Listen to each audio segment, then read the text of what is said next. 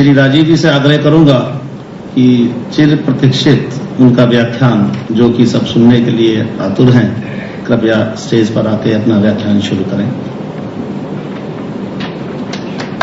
नागरिक बंधु, भरत भाई जो मेरे आदरणीय हैं, अग्रज हैं, उनके साथ बैठे हुए श्री अजय भाई, यहाँ के काम में मेरा सहयोग करने वाले सभी सहयोगी मित्रों, मैं बहुत आभारी हूँ आपका कि आप अपना समय निकाल कर यहाँ आए हैं और मैं आपके साथ अपने भारत देश की कुछ समस्याओं के बारे में और उन समस्याओं का कुछ समाधान हो सकता है उसके बारे में कुछ छोटी छोटी लेकिन बहुत गंभीर और महत्वपूर्ण बातें कहने के लिए आया हूँ।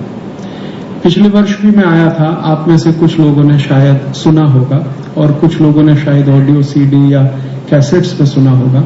कुछ ऐसी बातें मैं आपसे शेयर करना चाहता हूँ जो भारत देश के बारे में शायद आपको अभी तक सुनने में ना आई हो, पढ़ने में भी ना आई हो और भारत के बारे में कभी विचार करते समय आपके मन में भी ना आया हो। ऐसी कुछ बातें मैं आपसे शेयर करना चाहता हूँ।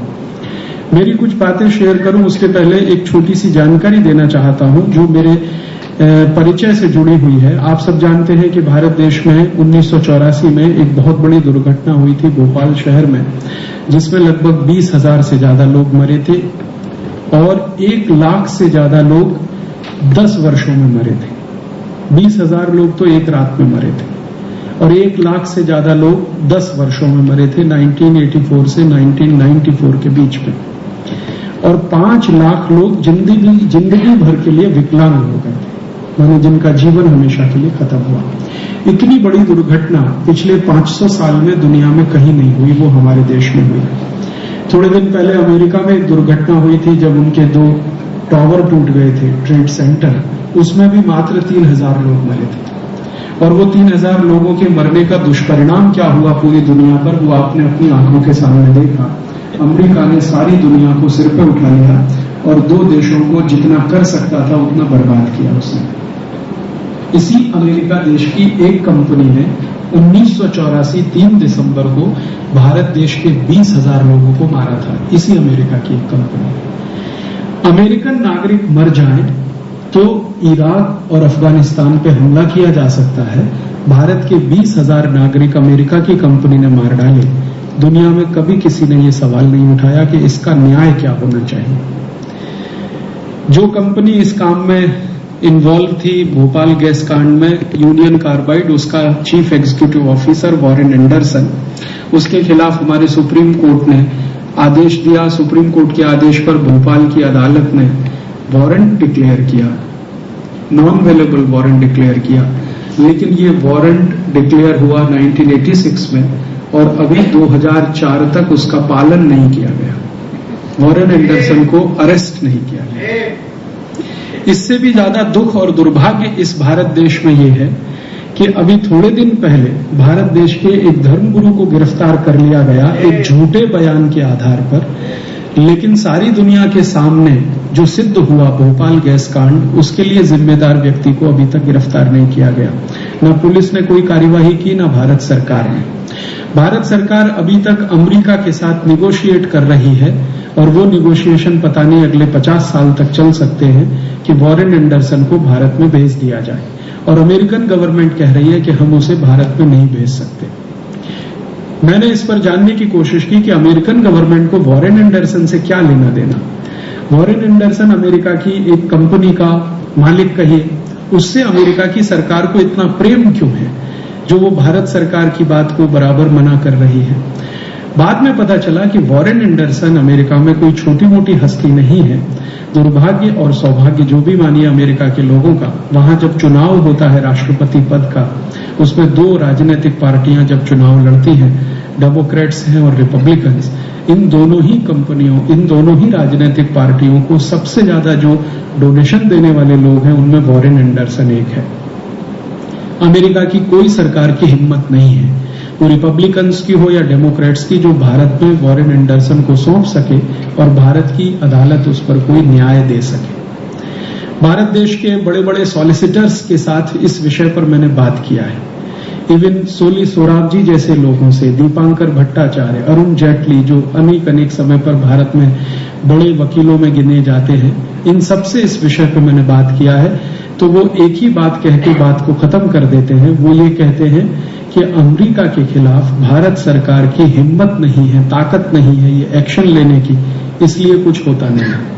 अन्यथा दुनिया के किसी दूसरे देश में ये हत्याकांड हो गया होता या दुर्घटना हो गई होती तो अब तक उसका चित्र कोई और ही होता। अगर यूनियन कार्बाइड ने ये दुर्घटना फ्रांस में किया होता या जर्मनी में किया होता या डेनमार्क में कर दिया होता या नीदरलैंड में कर दिया होता या ब्रिटेन में कर दिया होता या कोई और देश में कर दिया होता तो उसका चित्र कुछ और ही होता। चूंकि ये दुर्घटना भारत में हुई और भारत की राजनीतिक पार्टियां आप जानते हैं कि कितनी गिरी हुई हैं, कितनी नतमस्तक हैं। अमेरिका के सामने सब जो है हाथ बांधे खड़े रहते हैं, भारत के प्रधानमंत्री से लेकर वित्त मंत्री तक, और इस तरह से बातें करते हैं जैसे अमेरिका का एक्सटेंशन दिल्ली में खुल गया हो।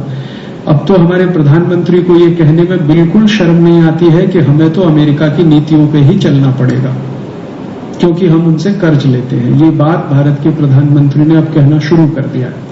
तो अब हमारे देश की स्थिति तो ऐसी है, और ये बात मुझे बहुत चोट करती रही, बहुत चुभन करती रही कि एक जिम्मेदार नागरिक होने के नाते मैं भारत देश की ऐसी स्थिति को या तो बैठे बैठे बर्दाश्त करता रहूं, देखता रहूं, या इसको बदलने के लिए कुछ प्रयास करूं। बहुत लोग भारत में हैं, मेरे जैसे हैं, लेकिन वो बहुत सिनिसिज्म में फंस गए हैं।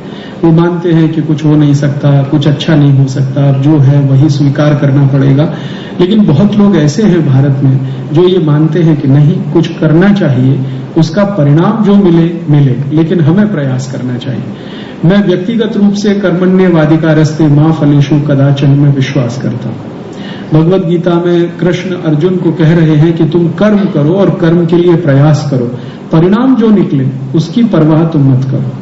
और यही बात को ध्यान में रखकर 1984 में यूनियन कार्बाइड कंपनी के खिलाफ मैंने मेरे विद्यार्थी जीवन में, उस समय मैं एक छोटे से रिसर्च प्रोजेक्ट में काम कर रहा था भारत सरकार के, उस जीवन में तय कर लिया था कि मुझे अब देश के लिए, समाज के लिए कुछ करना है, मेरे व्यक्तिगत जीवन के लिए मैं कुछ नहीं करूंगा।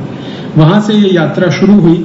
इस यात्रा में 6 वर्ष के बाद थोड़ी सफलता मिली, और वो सफलता इस रूप में मिली कि हमने यूनियन कार्बाइड के खिलाफ भारत के 10,000 से ज्यादा गांवों में बॉयकॉट कैंपेन किया था, बहिष्कार अभियान। और वो सब के सब 10,000 गांव आज भी ऐसे हैं जो यूनियन कार्बाइड की बनाई हुई कोई वस्तु इस्तेमाल नहीं करते। उन 10,000 गांवों में किसान पहले यूनियन कार्बाइड का बनाया हुआ पेस्टिसाइड इस्तेमाल करते थे, किसानों ने वो पेस्टिसाइड बंद किए, और वहां के लोग यूनियन कार्बाइड की बनाई हुई एवर रेडी बैटरी इस्तेमाल करते थे, वो उन्होंने बंद किया। बाद में हम लोगों ने मुंबई के शेयर मार्केट में एक कैंपेन किया था, और मुंबई के शेयर ब्रोकर्स ने हमें बहुत मदद किया।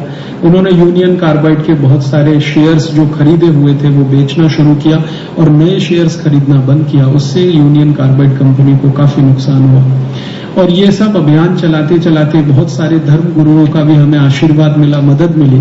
परिणाम ये हुआ कि एक दिन यूनियन कार्बाइड ने भारत को छोड़ दिया। सरकार ने भारत यूनियन कार्बाइड से नहीं छुड़वाया, लेकिन इस अभियान से जरूर एक आशा पैदा हुई, और जब यूनियन कार्बाइड भारत छोड़ के चला गया।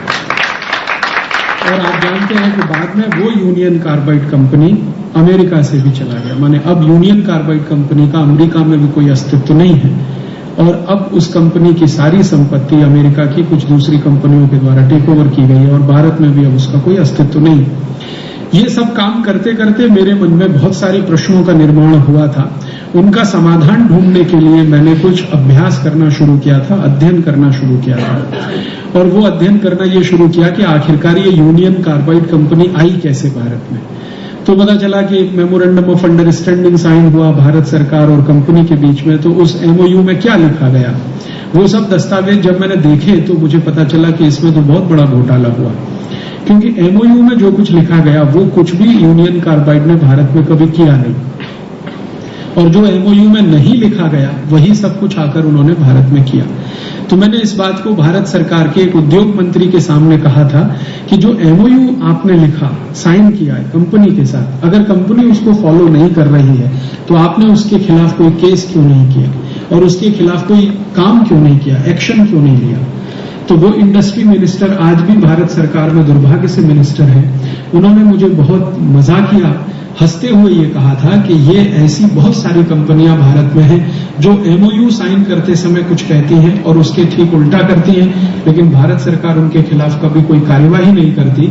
उसका कारण है कि उसमें पैसे का लेन देन होता है और ये पैसे का लेन देन कितने बड़े पैमाने पर हो सकता है, ये जानने की जब मैंने कोशिश की तो पता चला कि सिर्फ यूनियन कार्बाइड वाले केस में 480 करोड़ रुपए का लेन देन हुआ, सिर्फ एक कंपनी के केस में। फिर मुझे लगने लगा कि अगर एक कंपनी में 480 करोड़ का लेन देन हुआ तो ऐसी भारत में सैकड़ों कंपनियां हैं, उसमें कितना हुआ होगा। ऐसे ऐसे विषय में मैं आगे उतरता गया।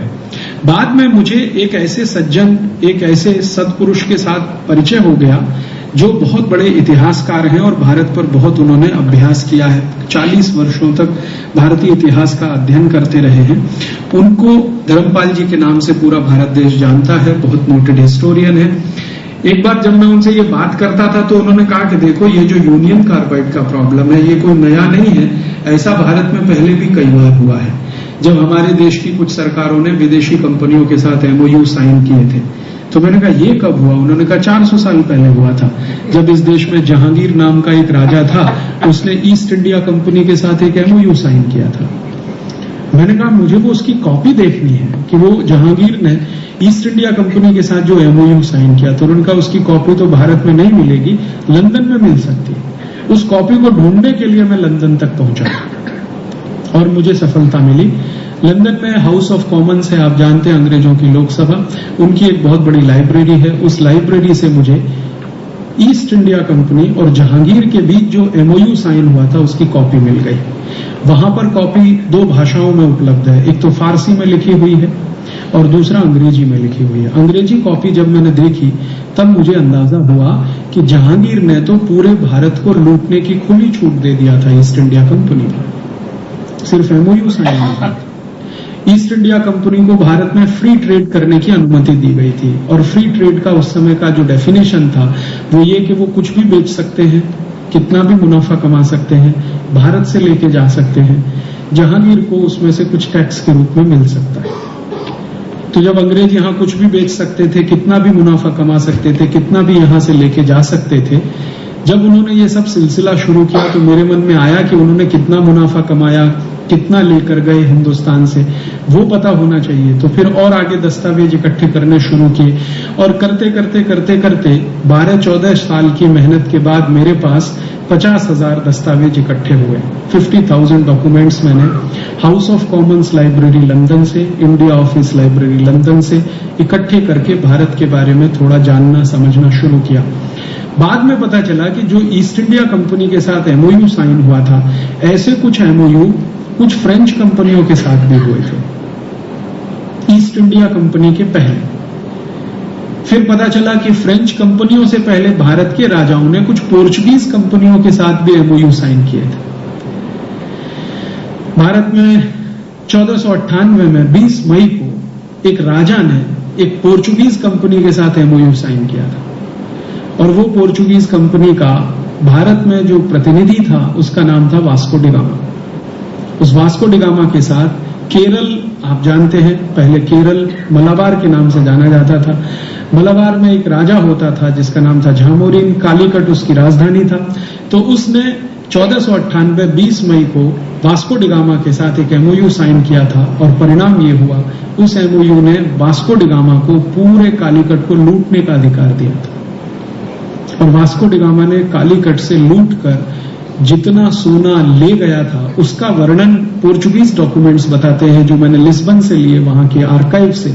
लिस्बन आर्काइव्स में जब मैं गया ढूंढने के लिए कि वास्को डी गामा कितना कुछ लूट के ले गया, तो पहला एमओयू जब साइन हुआ 20 मई 1498 को, उसके बदले में वास्को डी गामा कम से कम 7 जहाज भरकर सोने की अशर्फी यहां से ले गया था। एक जहाज में कम से कम 6 से 7 मीट्रिक टन सोना आता था।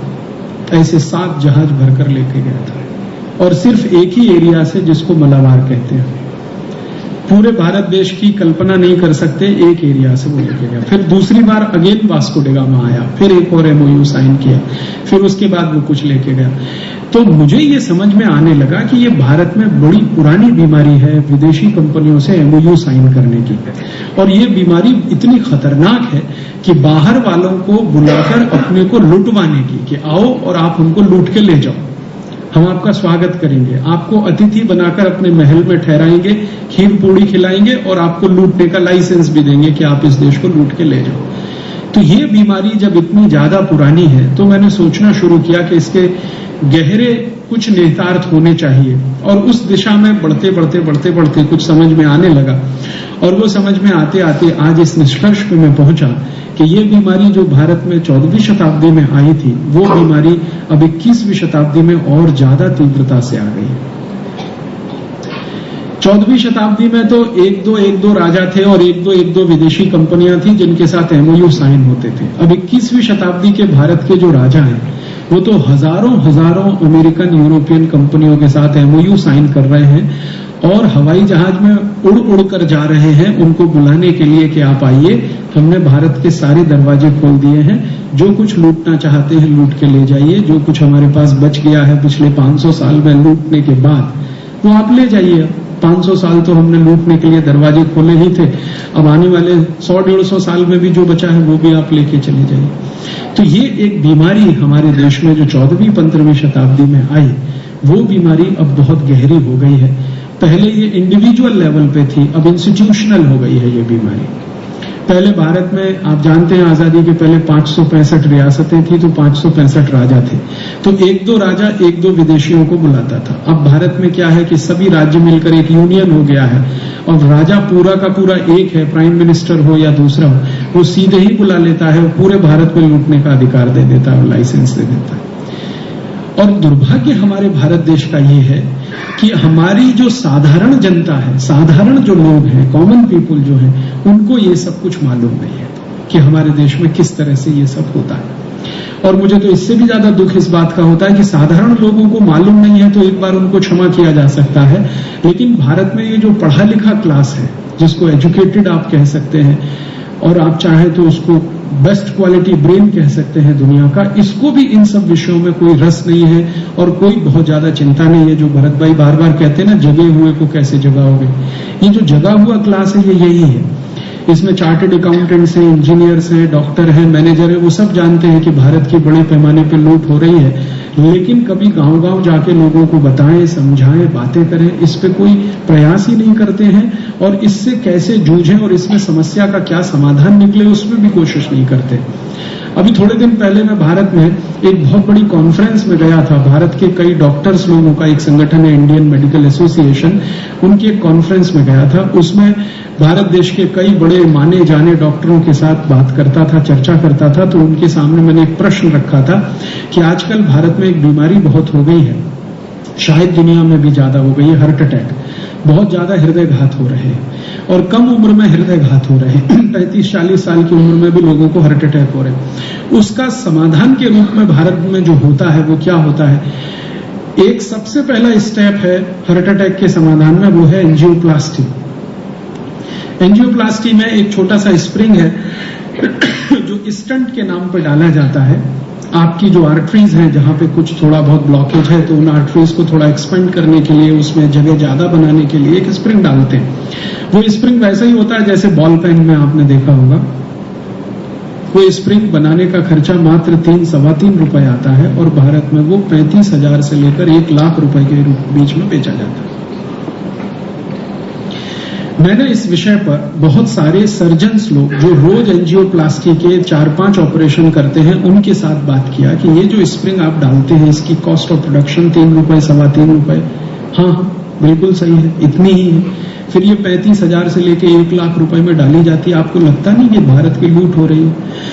तो कहते हैं हाँ, लगता है लूट हो रही है। तो इस लूट को रोकने के लिए कोई प्रयास नहीं किया जाना चाहिए? तो वो कहते हैं आप करो। मैंने कहा मैं तो सर्जन नहीं, मैं तो डॉक्टर नहीं। आप तो डॉक्टर हैं, आप तो सर्जन हैं। आपको तो सरकार ने एक ऊंची डिग्री देकर आपके ऊपर लाखों रुपए खर्च करके इस जिम्मेदारी के लिए बनाया है। आपका तो पहला कर्तव्य और धर्म है।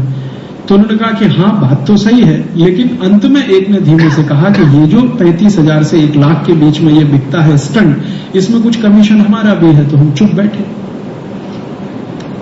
ये बात जब मैंने भारत के राष्ट्रपति महोदय तक पहुंचाई, जिनका नाम है डॉक्टर अब्दुल कलाम, और मैंने उनसे कहा कि आप तो डीआरडीओ में बड़े पद पर काम कर चुके हैं और आप इस देश के बहुत सिंसियर साइंटिस्ट में माने जाते हैं, जो सच में बहुत सिंसियर है, सिर्फ अपने लिए नहीं सोचते और के लिए भी सोचते हैं, आप इसमें कुछ प्रयास कराइए। तब उन्होंने एक लंबा पत्र मुझे भेज दिया और कहा कि मैंने डीआरडीओ में रहते हुए प्रयास किया था और ये जो स्टंट भारत में बाहर से आता है, अमेरिका से बेसिकली आता है, 35,000 से 1 लाख रुपए के बीच में, इसको डॉक्टर अब्दुल कलाम के प्रयासों से 10 रुपए में तैयार किया गया था।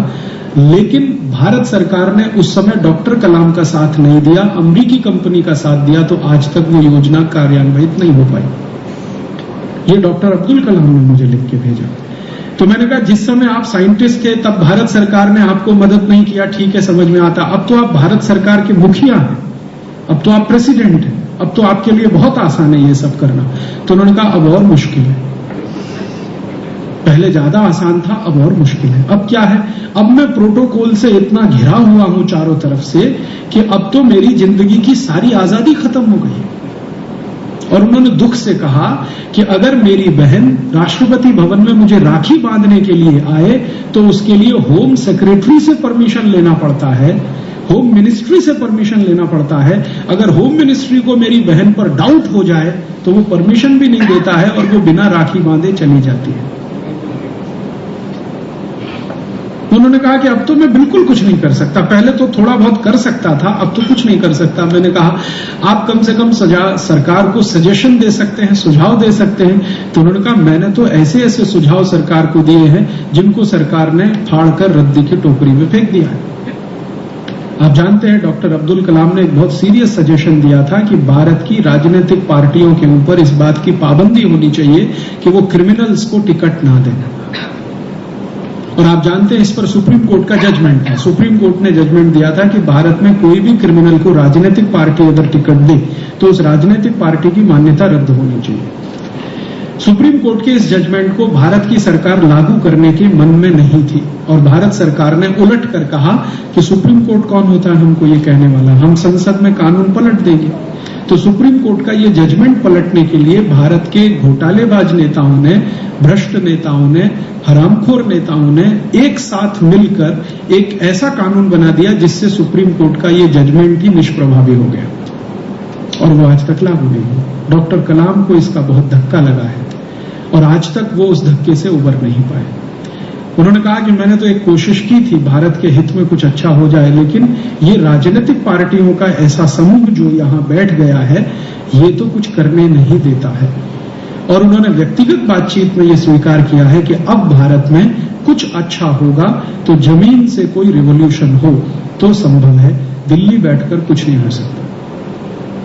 वो भी इस निष्कर्ष पर पहुंच चुके हैं। ऐसी गंभीर समस्या में हमारा देश है, या कहें तो बहुत गंभीर बीमारी में हमारा देश फंसा है। इस बीमारी की जड़ें कहां हैं वो जानने की कोशिश मैं पिछले कुछ वर्षों से करता रहा और इस बीमारी की जड़ों को जानने की कोशिश में मैंने आपसे कहा कि कुछ डॉक्यूमेंट्स मैंने जो इकट्ठे किए, उन डॉक्यूमेंट्स को मैंने जब देखना शुरू किया तो मेरे मन में पहले प्रश्न ये आता था कि ये बीमारी कितनी पुरानी है। 50 साल पुरानी है, 100 साल पुरानी है, 150 साल पुरानी है। उदाहरण के लिए करप्शन का एक बहुत बड़ा प्रॉब्लम है हमारे देश में। ये करप्शन कितना पुराना है? 50 साल, 100 साल, 150 साल, 200 साल, 500 साल, 1000 साल। या ब्यूरोक्रेसी का प्रॉब्लम है, ये ब्यूरोक्रेसी का प्रॉब्लम कितना पुराना है? 50 साल, 100 साल, 200 साल। ये सब प्रश्न मेरे मन में आते थे और इन प्रश्नों को समझने के लिए फिर मैं ये प्रश्न मन में आते थे कि ये गरीबी बेरोजगारी का प्रश्न है, ये कितनी पुरानी है भारत की समस्या। तो इस विषय को ज्यादा माइक्रो लेवल पे जानने की कोशिश में मैं ये दस्तावेज इकट्ठे करता गया, लेकिन जब डॉक्यूमेंट्स मैंने इकट्ठे कर लिए और उनका अभ्यास किया तो पिक्चर बिल्कुल कोई दूसरा निकला। और पिक्चर ये निकला कि ये जो बीमारियां आज हमारे देश में आपको दिखाई देती हैं, इनमें से 90% बीमारियां मात्र 150-200 साल पुरानी है, बहुत अधिक तो 300 साल पुरानी है। और कुछ 10% बीमारियां ऐसी हैं जो 500-700 साल पुरानी है। माने 1000 साल पहले के भारत को जब मैं देखता हूं दस्तावेजों में तो वो ऐसा भारत दिखाई देता है जिसमें बीमारियां बहुत ही कम हैं या तो ना के बराबर है। और ये 1000 साल पहले का जो भारत है, इसी को हमारे इतिहास में भारत का स्वर्ण युग के नाम से जाना जाता रहा है। गोल्डन पीरियड जो भारत का है, तो ये जो गोल्डन पीरियड है उसमें बीमारियां बिल्कुल ना के बराबर है। माने गरीबी नहीं है, बेरोजगारी नहीं है, भ्रष्टाचार नहीं है, भाई भतीजावाद नहीं है, ये कास्टिज्म इतना नहीं है, ये सब इतना नहीं है। थोड़े थोड़े प्रॉब्लम है वो राजाओं के हैं और उनको सॉल्व करने के लिए सिस्टम बने हुए हैं, लेकिन ये बीमारियां ज्यादा शुरू हुई हैं 10वीं 11वीं शताब्दी से। 10वीं 11वीं शताब्दी में भारत में विदेशी हमले बहुत शुरू हुए हैं, आप सब जानते हैं, इतिहास में थोड़ा बहुत आपने पढ़ा होगा। 10वीं 11वीं शताब्दी में जब विदेशी हमले शुरू हुए हैं तब भारत में ये थोड़ी थोड़ी बीमारियां आने लगी हैं।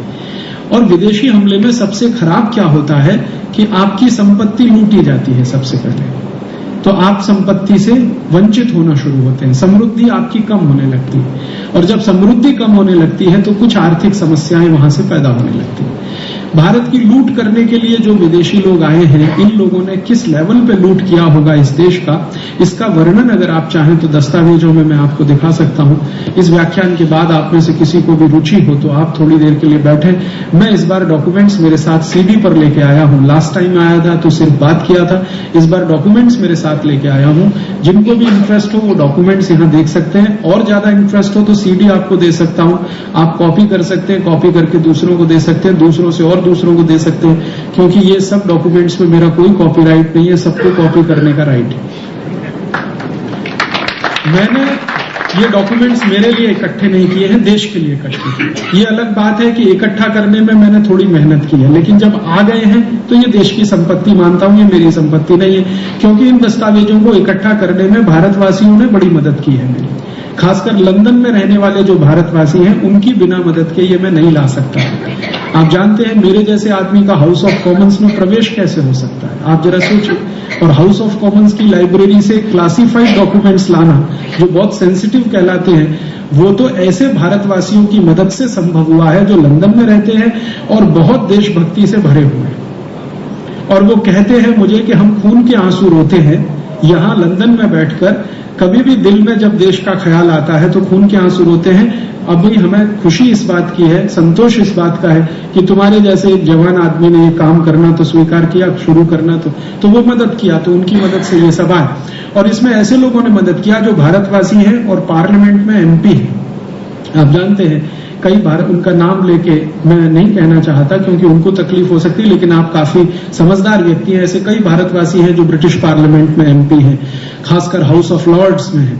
तो उन सबकी मदद से ये दस्तावेज इकट्ठे हुए तो अभ्यास किया तो पता चला 10वीं 11वीं शताब्दी में भारत की जब लूट शुरू हुई विदेशियों के द्वारा, तो ये लूट बहुत छोटे पैमाने पर नहीं है, बहुत बड़े पैमाने पर है। कम से कम जो लुटेरे यहां आए और जो कुछ संपत्ति लेकर गए उनका वर्णन अगर इकट्ठा किया जाए और उन सब वर्णनों के आधार पर जो लूटा हुआ माल इकट्ठा कर लिया जाए तो सोना ही इतना निकलता है कि भारत के एक एक गांव की सड़क सोने से बन सकती है आज। इतना सोना लूट कर वो ले गए। जैसे उदाहरण के लिए मोहम्मद बिन कासिम गुजरात आता है और अकेले गुजरात में 3 महीने के अंदर 22 मीट्रिक टन सोना लूट के लेके जाता है, सिर्फ 3 महीने के अंदर। मोहम्मद बिन कासिम सिर्फ 3 महीने। फिर उसके बाद सोमनाथ के मंदिर की कहानी तो आप सब जानते हैं, 10वीं और 11वीं शताब्दी के बीच में। और आप जानते हैं कि सोमनाथ मंदिर एक बार नहीं 17 बार लूटा है, हर साल लूटा है। और एक एक साल में जो संपत्ति वहां से गई है उस संपत्ति को 17 साल लगातार जोड़ दिया जाए तो सौराष्ट्र के एक एक गांव की सड़क सोने से बन जाए, इतना लूटा है सोमनाथ के मंदिर को। और सोमनाथ के मंदिर को लूटने वाला महमूद गजनबी अपनी लिखी हुई एक छोटी सी डायरी में जो फारसी भाषा में उपलब्ध है, जिसका हमने हिंदी और अंग्रेजी भाषांतर कराया है, उसमें वो कह रहा है कि मैं अगर 50 साल भी जिंदा रहूं तो इस एक मंदिर को ही लूटने के लिए समय काफी नहीं पड़ेगा। आप जानते हैं कि वो एक बार नहीं 2 बार आया, 2 बार नहीं 3 बार आया, 3 बार नहीं 17 बार आया, 18वीं बार मर गया, नहीं तो फिर आने वाला था। तो वो कह रहा है कि अगर मैं 50 साल और जिंदा रहूं तो इस एक मंदिर को लूटने के लिए समय कम पड़ेगा। माने उस एक ही मंदिर में इतनी संपत्ति है जिसको लूटने के लिए किसी एक व्यक्ति को 17 बार आना पड़ता है। और ये सोमनाथ का मंदिर तो एक कहानी है, ऐसे हिंदुस्तान में हजारों मंदिर हैं, मठ हैं जो लूटे गए हैं, जिनकी संपत्ति भारत से बाहर गई है। और ये कहानी शुरू होती है 10वीं-11वीं शताब्दी से और ये अंत होती है 15 अगस्त 1947 को। इस पूरे पीरियड में जो भारत की लूट हुई है, उनमें जो मुख्य लुटेरे भारत में आए हैं, दुर्भाग्य से उन सबको भारत के इतिहास में हीरोज के रूप में पढ़ाया जा रहा है। हमारे देश के इतिहास में वो सब ग्रेट हीरोज के नाम से पढ़ाए जाते हैं। उदाहरण के लिए झामोरीन के राज्य को लूटने वाला वास्को डी गामा भारत के इतिहास में महान नाविक था, बहुत बहादुर था, ऐसा पढ़ाया जाता है। और वास्को डी गामा के बारे में जो दस्तावेज मुझे मिले वो ये बताते हैं कि ना तो वास्को डी गामा नाविक था, ना ही बहादुर था। वो लिस्बन की गलियों में घूमने वाला टपोरी था। जो उसका लाइफ जिन्होंने लिखा है, पुर्तगाली इतिहासकारों ने वास्को डी गामा के बारे में जो कुछ लिखा है वो लिखा हुआ दुनिया में उपलब्ध है। वास्को डी गामा पे 2 किताबें लिखी गई हैं पोर्चुगीज में, जिनका इंग्लिश ट्रांसलेशन भी आ चुका है।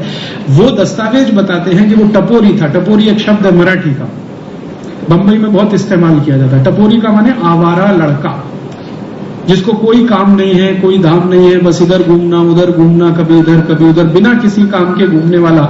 और कभी भी किसी का छोटा मोटा जेब काट लिया, पर्स निकाल लिया, किसी से कुछ छीन लिया, ये टपोरी। वो टपोरी व्यक्ति था जिसको पोर्चुगीज गवर्नमेंट ने भारत जाने के लिए एक चिट्ठी दे दिया कि ये तुम्हारा अधिकार पत्र है, तुम जाओ और भारत के हिस्से को लूट के ले आओ। जो कुछ लाओगे उसमें से इतना % हमें दे देना, इतना % चर्च को दे देना, बाकी बचा हुआ अपने लोगों में बांट लेना। बाकायदा अधिकार पत्र उसको दिया गया। चार्टर जिसको कहा जाता है वो उसको लेके आया है और वो खुद लिख रहा है वास्को डी गामा कि मुझे नाव चलाना नहीं आता।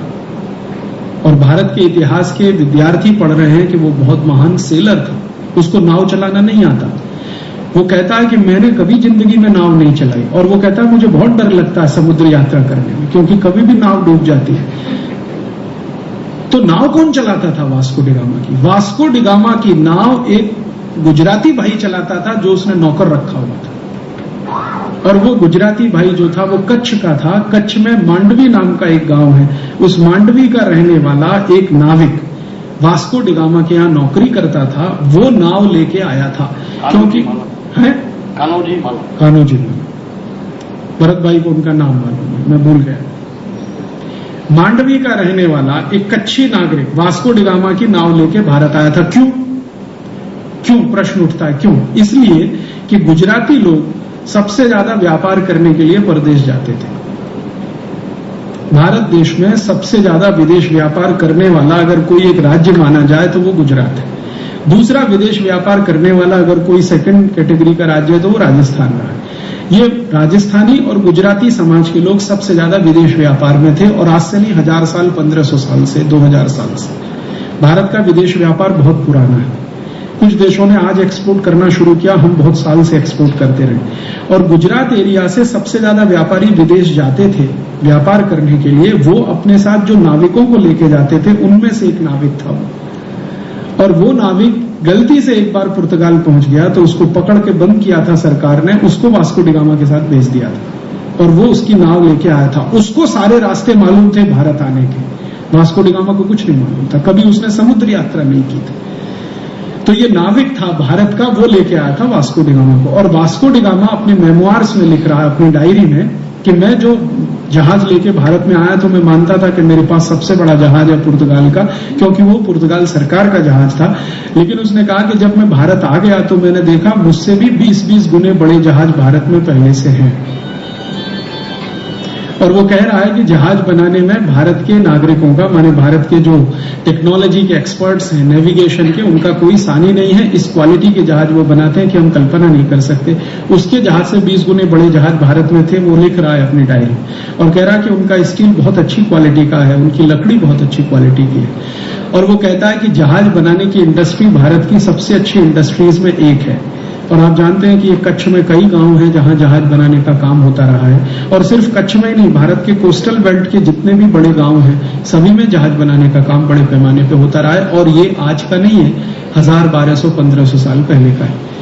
तो वो कहता है कि मैं तो यहां आ गया इसकी वजह से माने वो गुजराती नागरिक उसको ले आया और लूट के जो ले गया है। वास्को डी गामा भी एक बार नहीं आया भारत में, बार बार आया है और बार बार यहाँ से लूट के ले गया। और वास्को डी गामा जैसे बहुत सारे हैं। डुप्ले आया, एक फ्रांसीसी है, वो यहाँ से लूट के ले गया है। डुप्ले जब यहाँ आया है तो उसकी जेब में मुश्किल से 50 फ्रैंक है, फ्रांस की करेंसी फ्रैंक 50 मुश्किल से। और जब वो यहां से गया है तो उसने काउंट किया है, उसके पास सोने के रूप में, चांदी के रूप में, हीरे जवाहरात के रूप में कम से कम 10 लाख फ्रैंक की संपत्ति है जब वो यहां से गया। एक डुप्ले। और डुप्ले जैसे भारत में 50 से ज्यादा फ्रेंच ऑफिसर्स आए हैं और वो लूट के ले गए हैं इस देश को। ये फ्रांसीसियों की लूटमारी जब बंद हुई है उसके बाद वो ये अंग्रेजों की लूटमारी शुरू हुई है इस देश में, पुर्तगालियों की, फिर फ्रांसीसियों की, फिर अंग्रेजों की। और अंग्रेजों की लूटमारी करने वाले जो बड़े अंग्रेज अधिकारी इस देश में आए जिन्होंने सबसे ज्यादा इस देश को लूटा, उसमें है रॉबर्ट क्लाइव। और रॉबर्ट क्लाइव का बयान मेरे पास है, 3.5 घंटे का उसका स्टेटमेंट है जो ब्रिटिश पार्लियामेंट के सामने उसने दिया है। जब वो यहां आया है तो ईस्ट इंडिया कंपनी के क्लर्क की हैसियत से आया और क्लर्क की हैसियत से उसकी साल की पगार 50 ब्रिटिश पाउंड की है। साल की पगार 50 ब्रिटिश पाउंड की है। और साल की पगार 50 ब्रिटिश पाउंड की क्लर्क की हैसियत से जब यहां आता है रॉबर्ट क्लाइव, तो बाद में उस रॉबर्ट क्लाइव को जिम्मेदारी दी गई है अंग्रेज सेना के सेनापति की। और सेनापति की जिम्मेदारी के बाद वो सिराजुद्दौला के साथ युद्ध लड़ता है। युद्ध में धोखा होता है सिराजुद्दौला को, मीर जाफर से दोस्ती करके वो सिराजुद्दौला के खिलाफ भड़काता है और सिराजुद्दौला की हत्या कराता है। और उसके बाद जो बंगाल का नवाब बनकर इंग्लैंड जाता है और उस इंग्लैंड की पार्लियामेंट में 3.5 घंटे का भाषण देता है और उससे पूछा जाता है कि तुमने भारत से क्या क्या लाया है, तो वो कहता है कि मैं भारत से जो संपत्ति लाया हूं वो कम से कम 1 करोड़ ब्रिटिश पाउंड के बराबर है। पहली बार जब वो गया है। आप शायद जानते हैं कि ये साधारण सा क्लर्क, ईस्ट इंडिया कंपनी का साधारण सा क्लर्क रॉबर्ट क्लाइव जब भारत से वापस गया है पहले ही बार में, तो उसने इतनी संपत्ति बनाई है कि एक पूरा द्वीप खरीद लिया उसने, पूरा का पूरा द्वीप। और इतनी संपत्ति वो यहां से लेके गया कि उसने उसका म्यूजियम बनाया। और क्लाइव का म्यूजियम आज भी है, आप चाहें तो कभी जाके देख आइए, मैं देख आया। क्लाइव के म्यूजियम में आज भी वो सारे भारत के बेशकीमती हीरे जवाहरात, सोने चांदी के बहुत सारे सामान भरे पड़े हैं जिनको कभी कभी नीलाम किया जाता है। थोड़े दिन पहले एक नीलामी हुई थी, क्लाइव के परिवार के लोगों ने 1 कप और 1 प्लेट को नीलाम किया था, जो 1 कप और 1 प्लेट सोने का 47,000 ब्रिटिश पाउंड में नीलाम हुआ अभी थोड़े दिन पहले। और उसी क्लाइव के खजाने में से हमारे देश के एक व्यक्ति विजय माल्या ने एक तलवार लाई, वो रॉबर्ट क्लाइव तो नहीं। जब टीपू सुल्तान के खिलाफ अंग्रेजों ने युद्ध लड़ा तो टीपू सुल्तान की संपत्ति लूट के अंग्रेज ले गए, तो उस संपत्ति में एक तलवार भी थी सोने की। वो तलवार अभी विजय माल्या लेके आए नीलामी में, हजारों पाउंड की। और एक बार एक British museum, Albert hall museum जो लंदन का है, उसके क्यूरेटर को मैंने एक प्रश्न पूछा था कि भाई ये जो म्यूजियम है इंग्लैंड के और पूरे ब्रिटेन के, इन म्यूजियम में जो संपत्ति है उसमें सबसे ज्यादा कहाँ की है? तो उन्होंने कहा भारत की ही है। तो मैंने कहा ये वापस दे दो हमको। तो उन्होंने कहा अगर ये वापस दे देंगे तो भारत सोने की चिड़िया हो सकता है और हम सब सड़क पे आ सकते हैं, इतनी संपत्ति है। और वो संपत्ति के बारे में एक बार भारत की संसद में चर्चा हुई थी और ये चर्चा भारत के पहले वित्त मंत्री ने की थी, सीडी देशमुख ने।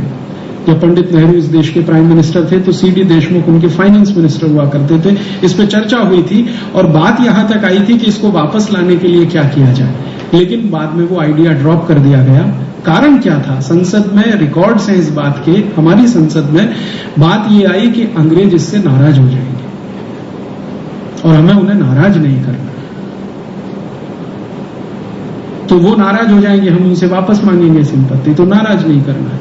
तो हमने क्या किया, अंग्रेजों से संपत्ति तो अपनी वापस नहीं मांगी, अंग्रेजों से भीख मांगना शुरू कर दिया कटोरा लेके, कर्ज के रूप में। और वो कर्ज बढ़ते बढ़ते बढ़ते बढ़ते आज इतना हो गया है कि भारत की सरकार उस कर्जे का ब्याज भरने के लिए कर्ज ले रही है।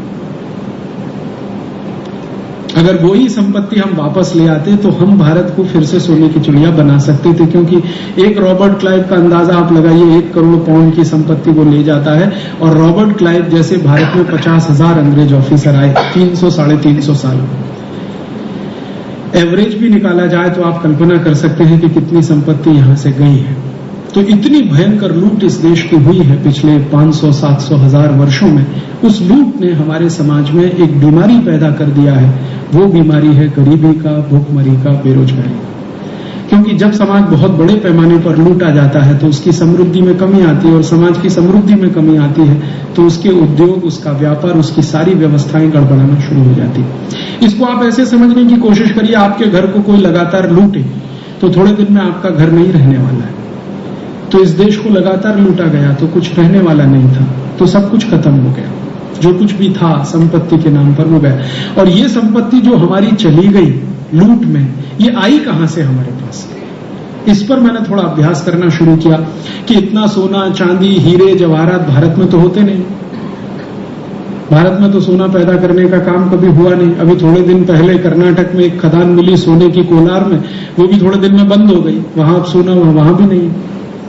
चांदी भी भारत में बहुत नहीं आती है। जमीन के नीचे न ज्यादा सोना है न ज्यादा चांदी। हीरे जवाहरात की खदानें भी बहुत थोड़े एरिया में है। मध्य प्रदेश में पन्ना नाम का एक जिला है, वहां पे थोड़ा बहुत हीरा निकलता है, अन्यथा तो ज्यादा नहीं है। दुनिया में सबसे ज्यादा सोना, चांदी, हीरा, जवाहरात तो ये अफ्रीकी देशों के पास है। या तो थोड़ा बहुत है तो लैटिन अमेरिकी देशों के पास है, या थोड़ा बहुत है तो एशियाई देशों के पास। हमारे पास तो है नहीं जमीन के नीचे। तो इतना सोना चांदी हमारे पास आया कहां से जो विदेशी इतना सब लूट के ले गए? तो पता चला कि क्या हम भी कभी किसी को लूटने गए थे?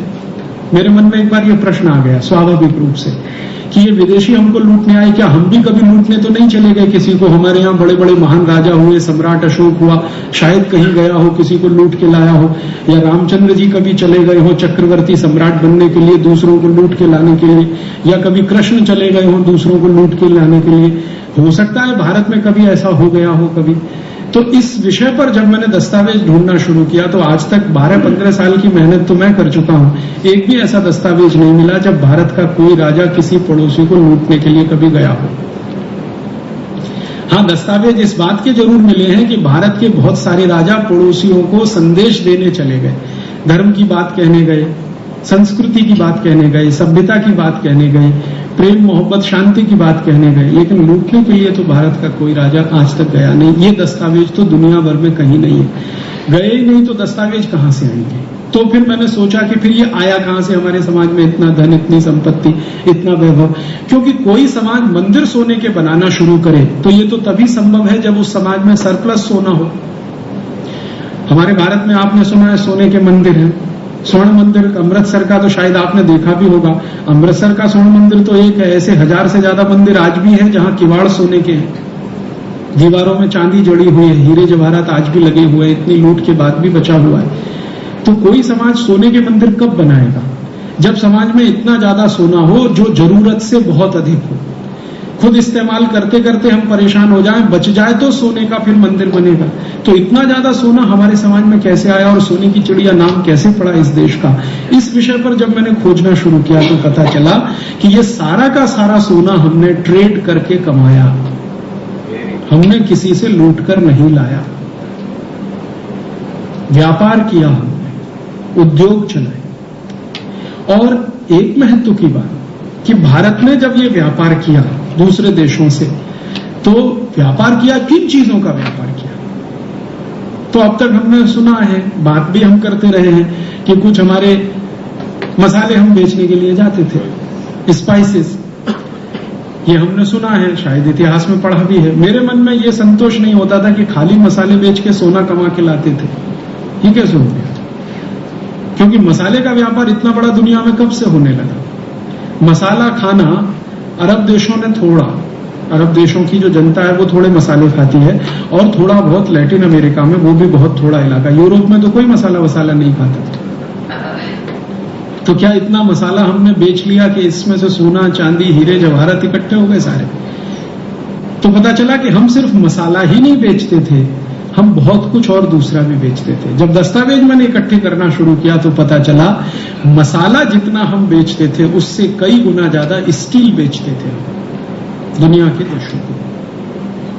स्टील बनाना भारत में 11वीं शताब्दी से चालू है। 11वीं शताब्दी से स्टील बनाना चालू है ऑर्गेनाइज तरीके से, और 11वीं शताब्दी के पहले भारत में स्टील बनता रहा अनऑर्गेनाइज तरीके से। इसमें थोड़ा फर्क करूं, ऑर्गेनाइज और अनऑर्गेनाइज माने क्या। 11वीं शताब्दी से भारत के बहुत सारे कारीगरों द्वारा मिलकर छोटे छोटे प्रोडक्शन यूनिट्स भारत में 10,000 से ज्यादा स्थानों पर हैं। 11वीं शताब्दी के पहले इंडिविजुअल प्रोडक्शन यूनिट्स, एक घर में एक परिवार के 50-60 लोग, पहले आप जानते हैं कंबाइंड फैमिली थी भारत में। न्यूक्लियर फैमिली तो अभी आई है हिंदुस्तान में, जब से अमेरिका और यूरोप का असर ज्यादा हुआ। उसके पहले तो भारत में कंबाइंड फैमिली है, संयुक्त तो परिवार है। तो एक परिवार में 20, 25, 30, 50, 60 लोग हैं, वो मिलकर कई परिवार हैं जो लोहा बनाते हैं, स्टील बनाते हैं और लोहे की कई क्वालिटीज बनाते हैं। दस्तावेज जो मिले हैं मुझे, वो दस्तावेज ये बताते हैं कि भारत में लोहे का उत्पादन बहुत वर्षों तक दुनिया में सबसे अधिक होता था, और हिंदुस्तान का लोहा दुनिया के सभी देशों में जाता था, और हिंदुस्तानी लोहे से ही दुनिया के तमाम देशों में कंपनियां पानी के जहाज बनाती थी, जिससे वो व्यापार करने के लिए जगह जगह जाती थी। हमारे देश में जब से ऑर्गेनाइज्ड लेवल पे प्रोडक्शन शुरू हुआ तो 1840 तक के दस्तावेज है, उसके बाद के दस्तावेज अभी तक मिले नहीं है, मिल जाएंगे तो उनकी भी बात कर सकूंगा। अप टू 1840s भारत में 10,000 प्रोडक्शन यूनिट्स थे स्टील बनाने वाले, अप टू 1840। और 1840s हमारा कोई अच्छा समय नहीं है, बहुत गिरा हुआ समय है। जब 800 साल हम लुटते रहे तब इतने प्रोडक्शन यूनिट्स बचे हैं। तो जब हमारा गोल्डन पीरियड रहा हो तो कितना रहा होगा। और जो क्वालिटी का लोहा, आयरन, स्टील, जो भी आप कहिए हम बनाते थे, उसके बारे में आपने कई बार सुना होगा, चाहे तो प्रमाण भी देख सकते हैं। वो इस क्वालिटी का होता था कि उसमें जंग नाम मात्र भी नहीं होता था। सैकड़ों सैकड़ों साल वो लोहा खुले में पड़ा रहे, बारिश भी होती रहे, धूप भी गिरती रहे, हवाएं भी आती रहे, तो भी उस पर जंग ना लगे, रस्ट ना लगे। अभी तत्काल देखना हो तो दिल्ली चले जाइए, मेहरौली नाम का गांव है, वहां पर लौह स्तंभ देख लीजिए। और दिल्ली में मेहरौली का जो लौह स्तंभ है, ऐसे दक्षिण भारत में कई मंदिरों में लौह स्तंभ है जो मेरी आंखों से मैंने देखे। इस क्वालिटी का लोहा हम बना है। और भारत के लोहे की क्वालिटी की चर्चा ब्रिटिश पार्लियामेंट में 23-24 साल होती रही है। एक हीथ नाम का अंग्रेज अधिकारी है जो एमपी बना है बाद में, हाउस ऑफ कॉमन्स में, बाद में भारत भी आया है और इंडियन आर्मी का बहुत समय तक कर्नल रैंक पे ऑफिसर रहा, बाद में कमांडर बना और कई। वो हीथ की लिखी हुई एक पुस्तक है, वो बहुत साल तक मिलती नहीं थी, आउट ऑफ प्रिंट, और मुझे लगता है वो जानबूझ के की गई। उसमें उसने इंडियन स्टील इंडस्ट्री का पूरा वर्णन किया है। हीथ जो है 30 साल भारत में रहा है, 30 साल भारत में अनेक राज्यों में अनेक पदों पर उसने नौकरी की है। अपनी नौकरी के दौरान उसको स्टील बनाने में थोड़ा रस है हीथ को, तो वो लिख रहा है। और उसकी किताब पहले लंदन में छपी लेकिन आउट ऑफ प्रिंट हो गई। भारत सरकार ने कभी इंटरेस्ट नहीं लिया उस किताब को रीप्रिंट करने का। वो मुझे ऐसे ही एक व्यक्ति ने जो मेरे इन सब कामों से प्रभावित है, लंदन से कहीं से ढूंढ ढाड़ के भेज दिया। वो हीथ की किताब में हीथ कह रहा है कि हमने 23 साल ब्रिटिश पार्लियामेंट में भारत के लोहे की क्वालिटी पर चर्चा की है, और वो क्वालिटी दुनिया में बेजोड़ है। कोई ऐसा लोहा नहीं बना सकता जो भारत में बनता है। वो कहता है कि भारत के बाद दुनिया में एक ही देश है जो इस क्वालिटी का लोहा बनाने की ताकत रखता है, वो है चीन। और तीसरा वो कहता है कि थोड़ा बहुत लोहा बनाने की ताकत है, वो डेनमार्क के पास है। हम तो सोच भी नहीं सकते हैं कि इस क्वालिटी का लोहा बना सके। एक अंग्रेज अधिकारी खुद लिख रहा है। और वो कहता है कि हमें तो लोहा बनाने की टेक्नोलॉजी भी भारत से ही मिली है। जो कुछ हम यहाँ इंग्लैंड में बनाते हैं वो सब कुछ हमने भारत से ही सीखा है। ब्लास्ट फर्नेस बनाना अंग्रेजों ने भारत से सीखा। लोहे के लिए ब्लास्ट फर्नेस आप जानते हैं सबसे महत्वपूर्ण हिस्सा होता है, जहां पर लोहे का कच्चे माल को गलाया जाता है, तो गलाने के बाद ही फिर आगे की प्रक्रिया शुरू होती है। और वो कहता है कि जो इंडियन ब्लास्ट फर्नेस है, इसमें 1500 डिग्री सेंटीग्रेड टेम्परेचर बहुत आसानी से आ जाता है। इस क्वालिटी के ब्लास्ट फर्नेस बनाते हैं भारत में से। और वो कहते हैं कि ये ब्लास्ट फर्नेस इतने हल्के हैं कि एक गांव से दूसरे गांव बैलगाड़ी पे रख के ले जाए जा सकते हैं। पोर्टेबल है, माने आप यहां आज चलाइए उस ब्लास्ट फर्नेस को, कल को दूसरे गांव में ले जाए, फिर वहां चलाइए। और वो कहते हैं कि ये हिंदुस्तानी जहां जहां कच्चा लोहा मिलता है, वो सभी गांवों में रहने वाले आदिवासी लोहे बनाना जानते हैं, और इनकी पीढ़ियों से लोहा बनाने का काम होता रहा है। तो हम स्टील बनाते हैं, लोहा बनाते हैं, उसको एक्सपोर्ट करते हैं तो सोना लाते हैं। ये है हमारा ट्रेड। हम लोहा बेचकर सोना लाते रहे हैं और 1-2 साल नहीं, सैकड़ों साल तक दुनिया ने हमारे लोहे का इस्तेमाल किया है। आज भी हिंदुस्तान का बना हुआ लोहा यूरोप के बहुत सारे स्थानों पे मिल जाएगा। आप में से कोई फ्रांस अगर कभी गया हो या आने वाले समय में जाने वाला हो तो आप एक जगह जरूर जाइएगा। फ्रांस में एक स्थान है लूव्र, बहुत बड़ा म्यूजियम है वहां। हिंदुस्तान का लोहा वहां पे किस क्वालिटी का उस जमाने में बनता था जब लूव्र म्यूजियम बना है। लूव्र म्यूजियम में पूरा हिंदुस्तानी लोहा इस्तेमाल हुआ है। नोत्रदाम नाम का एक चर्च है फ्रांस में, वो वहां का सबसे फेमस चर्च है। नोत्रदाम चर्च में बिजली को अर्थ करने के लिए, ये जो बिजली कड़कती है ना, उसको अर्थ करने के लिए जो रॉड डाली गई है वो हिंदुस्तानी लोहे की है। और नोत्रदाम चर्च में सिर्फ हिंदुस्तानी लोहे की रॉड ही नहीं है, दीवारों में, आप जानते हैं हिंदुस्तान में एक बहुत अद्भुत कला रही है पत्थरों को लोहे से जोड़ने की। हमारे यहाँ जितने भी पुराने आप किले देखेंगे ना, पत्थरों के, लेकिन एक पत्थर से दूसरे पत्थर के बीच में लोहा लगा के उसको कस के बांधने की एक प्रक्रिया या टेक्नोलॉजी इस भारत में विकसित हुई है। नट बोल्ट को पत्थरों में फिक्स करने का। आप कोणार्क मंदिर में जाइए, आपको दिखाई देगा। शिवाजी के सारे किले देख के आइए, आपको वहां दिखाई देगा। पत्थरों को एक दूसरे से जोड़ने के लिए चूना तो लगता ही था, चूने के साथ लोहे के क्लैंप लगते थे। तो वो नोत्रदाम के चर्च में सारे के सारे लोहे के क्लैंप भारत के गए हैं, वो लगे हुए हैं वहां। और चर्च के रिकॉर्ड्स में ये बात लिखी हुई है, लिखी गई है। और यहां तक लिखा हुआ है कि इस चर्च को बनाने वाले कारीगर भी भारत से आए, क्योंकि उस समय उनके यहां इतनी अच्छी कारीगरी का काम करने वाले कारीगर नहीं थे। तो हम सिर्फ लोहा ही नहीं बेच रहे हैं, हम इसका माने बिल्डिंग बनाने में भी हमारी महारत रही है। कंस्ट्रक्शन इंडस्ट्री में भारत बहुत आगे रहा है। और भारत की कंस्ट्रक्शन इंडस्ट्री का अगर आप वर्णन देखना चाहें तो इस पे एक नहीं, अब तो 20 किताबें हैं। हिंदुस्तान में उस क्वालिटी का कंस्ट्रक्शन होता रहा जो कोई सोचना भी आज संभव नहीं है। आप कभी राजस्थान आइए, राजस्थान के किले देखिए। जयपुर के पास एक आमेर नाम का छोटा सा स्थान है, आमेर का किला आप देखेंगे तो वहां की छत को देखिए, रूफ को देखिए, बहुत लंबी लंबी रूफ बिना किसी सपोर्ट के खड़ी हुई है। ना कोई बीम है, ना कोई पिलर है, अभी भी जीवित है। और ये आमेर रूफ दुनिया में इतनी पॉपुलर हुई है कि सभी जितने बड़े आर्किटेक्ट के इंस्टीट्यूट है पूरी दुनिया में, वो सब आमेर रूफ पढ़ाते हैं अपने विद्यार्थियों, भारत को छोड़कर। भारत को छोड़कर मैंने फ्रांस में देखा, जर्मनी में देखा, डेनमार्क में देखा, नीदरलैंड में देखा, उनके जो आर्किटेक्ट के बड़े इंस्टीट्यूट्स हैं वो आमेर रूफ पढ़ाते हैं अपने स्टूडेंट्स को। भारत की यूनिकनेस है, भारत में नहीं है, उस पर चर्चा भी नहीं होती, बात भी नहीं। हमारे यहाँ बस इतना ही है कि आमेर का किला देखने जाइए तो वो जो गाइड है ना, वो एक वाक्य में आधे मिनट में आपको ये कह देगा कि ऐसे है। उसके आगे कुछ बात करो तो उसको भी नहीं मालूम कि भाई ये कैसे अजूबा है। आप कल्पना कर सकते हैं 100 मीटर लंबा और 100 मीटर चौड़ा एक हॉल है और उसमें न कहीं कोई पिलर है और न कोई बीम है, कोई सपोर्ट नहीं, कैसे बना है। और आज का नहीं है, 800 साल पुराना है, 900 साल पुराना, 1000 साल पुराना। दुनिया में आज कोई कल्पना कर सकता है 100 मीटर लंबा 100 मीटर चौड़ा हॉल बिना किसी पिलर के और बिना किसी बीम के बना के दिखा देखो। मैंने तो बहुत सारे दुनिया भर के एक्सपर्ट्स को पूछा है तो वो कहते हैं ये तो कुछ अजूबा है। और ये अजूबा भारत में करने वाले एक दो नहीं हजारों लोग रहे हैं, अलग अलग समय पर, अलग अलग इलाकों में। आमेर रूफ एक तरह की यूनिक हमारी वो रही है, टेक्निक रही है जो दुनिया भर में हमने दी और बहुत सारे देशों ने उसकी नकल करके सीखा। इंग्लैंड में जिसको आर्किटेक्ट का जन्मदाता माना जाता है, उसकी लिखी हुई किताब अभी मैं पढ़ रहा था थोड़े दिन पहले। लिटनर करके एक बड़ा इंजीनियर है, कंस्ट्रक्शन का एक्सपर्ट है, वो कहता है कि हमने तो कंस्ट्रक्शन सीखा है भारत से। ये अलग बात है कि जिनसे हमने सीखा उन्हीं को हमने मार डाला, वो अपनी ही किताब में लिख रहा था। हमने सीखा है भारत से, लेकिन ये अलग बात है कि हमने जिनसे सीखा उन्हीं को मार डाला।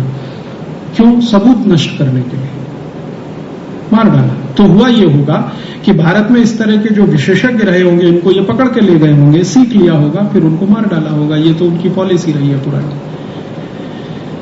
तो इस तरह से तो यहां से कंस्ट्रक्शन का इतना बड़ा काम होता है, तो कंस्ट्रक्शन मटेरियल भी एक्सपोर्ट होता है। यहां से ब्रिक्स एक्सपोर्ट हुई है। दुनिया भर में ब्रिक्स बनाने की टेक्नोलॉजी 2 ही देशों से गई है, एक तो चीन, दूसरा भारत। यही 2 देश हैं जिन्होंने दुनिया भर को ब्रिक्स बनाना सिखाया। और चूने का इस्तेमाल जो सीमेंट से 1000 गुना ज्यादा ताकतवर है, जिसकी उम्र कम से कम 500 साल है, अधिक से अधिक 1500 साल है। सीमेंट की अधिक से अधिक उम्र 100 साल है, चूने की उम्र अधिक से अधिक 1500 साल है। वो चूने का काम इस देश में साधारण गांवों में होता रहा है। और खासकर जो इलाके में लाइमस्टोन मिलता है भारत में, वो सभी इलाके में ये होता है। आप कभी जाइए, बेस्ट क्वालिटी लाइमस्टोन मिलता है गुजरात में भी जूनागढ़ के आसपास के एरिया में आप ढूंढेंगे, आपको बहुत सारे गांव मिलेंगे। वो गांव हिंदुस्तान में चूना बनाने वाले सबसे बड़े केंद्र रहे हैं 1000 साल पहले, 1200 साल पहले। और वो चूना बना के बेचते रहे और बदले में सोना लेके आते रहे। तो हम लोहा बेचते थे, चूना बेचते थे, कंस्ट्रक्शन मटेरियल में ब्रिक्स बेचते थे हिंदुस्तान से, और क्या बेचते थे, कपड़ा बेचते थे। कपड़े की कहानी तो आप सब जानते हैं कि हिंदुस्तान में इस क्वालिटी का कपड़ा बनता था, दुनिया भर के देश हमसे कपड़ा खरीदते थे। और इतना ही नहीं, 36 तरह के आइटम्स हिंदुस्तान से एक्सपोर्ट होते थे। ये जो एक्सपोर्ट है, इसके बदले में सोना, चांदी, हीरे, जवाहरात हमने लिए हैं। और तब समाज में इतनी समृद्धि आई है। हमने किसी को लूट कर समृद्धि नहीं कमाई है, व्यापार करके समृद्धि कमाई है। और भारत के व्यापारी दुनिया भर में मशहूर रहे हैं 2 बातों के लिए। एक बार जबान से कह दिया तो कुछ भी हो जाए, पलटना नहीं है। ये भारत के व्यापारियों के बारे में दुनिया भर में कहा जाता है। जबान दे दी, बात खत्म हो गई, फिर रेट ऊपर हो जाए नीचे हो जाए, सवाल ही नहीं उठता, घाटा उठा लेंगे, लेकिन जबान वापस नहीं ले सकते। और भारत के व्यापारी इतने बड़े पैमाने पर सारा व्यापार मौखिक करते रहे हैं, ओरल। क्यों? विश्वास का प्रश्न। कह दिया है भारतीय व्यापारी ने, तो यूरोप में माना जाता है कि भारत का व्यापारी अगर कह गया है तो घाटा खुद उठा लेगा, लेकिन खरीदने वाले को कोई घाटा नहीं होने वाला। इसलिए यूरोप में और अरब देशों में और अफ्रीकी देशों में सबसे ज्यादा व्यापार भारतीय व्यापारियों से ही होता रहा, क्योंकि जवान के पक्के हैं। बात कह दी तो फिर का सवाल ही नहीं। रघुकुल रीति सदा चली आई, प्राण जाए पर वचन न जाए। एक बार वचन दे दिया है तो फिर प्रश्न ही नहीं उठता। ये हमारे एथिक्स रहे हैं आज के जमाने में। चाइनीज लोगों से जरा व्यापार करके तो देख लीजिए, सवेरे का रेट शाम को थोड़ा भी चेंज हो गया ना, तो आप ऊपर शीर्षासन कर लीजिए। या चाइनीज को छोड़िए, ताइवानीज लोगों से व्यापार करके देख लीजिए, आप अमरीकियों से करके देख लीजिए, ब्रिटिश लोगों से करके देख लीजिए। जरा सा रेट चेंज होते ही फिर वो किस तरह से ऊपर नीचे करना शुरू करते हैं। और यही देशों में लिखे हुए आर्काइवल डॉक्यूमेंट्स बताते हैं कि हिंदुस्तानी व्यापारी एक बार जबान दे दे तो पीछे नहीं हटने वाला। तो ये जो हमारी बात रही है, क्वालिटी, इसको मानना चाहिए। इस क्वालिटी के कारण हम बहुत बिजनेस करते रहे, बदले में ये सब कमाया हमने, उससे ये सब समाज समृद्धशाली हुआ। अब जब इतना सब संपत्ति इकट्ठी हुई तो विदेशियों ने लूटने के लिए यहां आना शुरू किया, नहीं तो क्यों आएंगे। भारत में 2 तरह के विदेशी आए। 10th सेंचुरी के पहले जो विदेशी आए वो ज्ञान लेने आए इस देश में, जैसे ताइवान से आए, चाइना से आए, जापान से आए, जिन्होंने बौद्ध धर्म यहां सीखा, फिर अपनाया, फिर लेके चले गए। वेनसांग का नाम आपने सुना, और भी ऐसे। चेंग हो नाम का एक बड़ा चाइनीज है जो भारत में 14 बार आया है, आर्मी ऑफिसर है, नेवल ऑफिसर है, और इतना प्रभावित हुआ है कि भारत के कई राजाओं से उसने एग्रीमेंट किया है और वो भारत की नेवल सिक्योरिटी के काम में लगा रहा बहुत साल तक। चेंग हो up to 14th century Bharat की पूरी ये कोस्टल बेल्ट की सुरक्षा एक चाइनीज एडमिरल करता रहा, उसकी आर्मी करती रही। वो प्रभावित हुए हैं भारत से, यहां से बुद्धिज्म उन्होंने लिया है। तो 10वीं शताब्दी के पहले कुछ लोग आए भारत में, वो आए हैं ज्ञान लेने, धर्म का ज्ञान बात है, अब अध्यात्म की बात है, ईश्वर प्राप्ति की बात है। कहते हैं कि सिर्फ जीवन में भौतिकता ही सब कुछ नहीं है, ईश्वर प्राप्ति भी उसका एक बहुत बड़ा दूसरा हिस्सा है, लक्ष्य है। तो यहां ये जो आध्यात्मिकता रही है, धार्मिकता रही है, इसके लिए भी बहुत सारे विदेशी आते रहे, लेकिन वो 10वीं शताब्दी के पहले। 10वीं शताब्दी के बाद जो विदेशी आए हैं वो मुख्यतः लूटने आए हैं, लुटेरे के रूप में आए। उसके पहले जो आए हैं वो अध्ययन करने आए हैं, अध्यापन करने आए हैं। ये जो अध्ययन और अध्यापन करने विदेशी आए हैं, तो इसका माने यहाँ कोई अध्ययन अध्यापन के केंद्र रहे होंगे, नहीं तो ये कैसे हो सकता है कि विदेशी यहाँ आए अध्ययन करने के लिए। तो जिस समय वेनसांग आया है वो खुद लिख रहा है, वेनसांग की राइटिंग्स हैं, चाइनीज में उपलब्ध है, अभी उनका इंग्लिश ट्रांसलेशन भी आ गया है। वो कहता है कि जब मैं भारत गया अध्ययन करने के लिए, सीखने के लिए, उस समय भारत में 14 विश्वविद्यालय चलते थे। वेनसांग के टाइम में 14 विश्वविद्यालय, तक्षशिला एक है, नालंदा एक है, तपोवन एक है। वो टाइम में आपको मालूम है गुजरात में एक विश्वविद्यालय था, नडियाद में, जब वेनसांग भारत आया था। नडियाद में एक यूनिवर्सिटी है, तक्षशिला में है, नालंदा में है, कुशीनगर में है, पटना के पास एक जगह है आरा, वहां पर है। ऐसे 14 स्थान का वर्णन वो कर रहा है। और वो कह रहा है किसी भी यूनिवर्सिटी में 10,000 से कम विद्यार्थी नहीं। और वो कहता है कि 10,000 विद्यार्थियों को व्यवस्था करने वाला जो होता है उसी को भारत में कुलपति कहते हैं, जो दुर्भाग्य से आज वाइस चांसलर हो गया हमारे। ये वाइस चांसलर कुछ अलग चीज है और कुलपति कुछ अलग चीज है। हमने तो रेड़ मार दिया ना अपने देश की भाषा और शब्दों का अंग्रेजी के साथ इक्वेट कर करके। वाइस चांसलर अलग शब्द है, कुलपति अलग।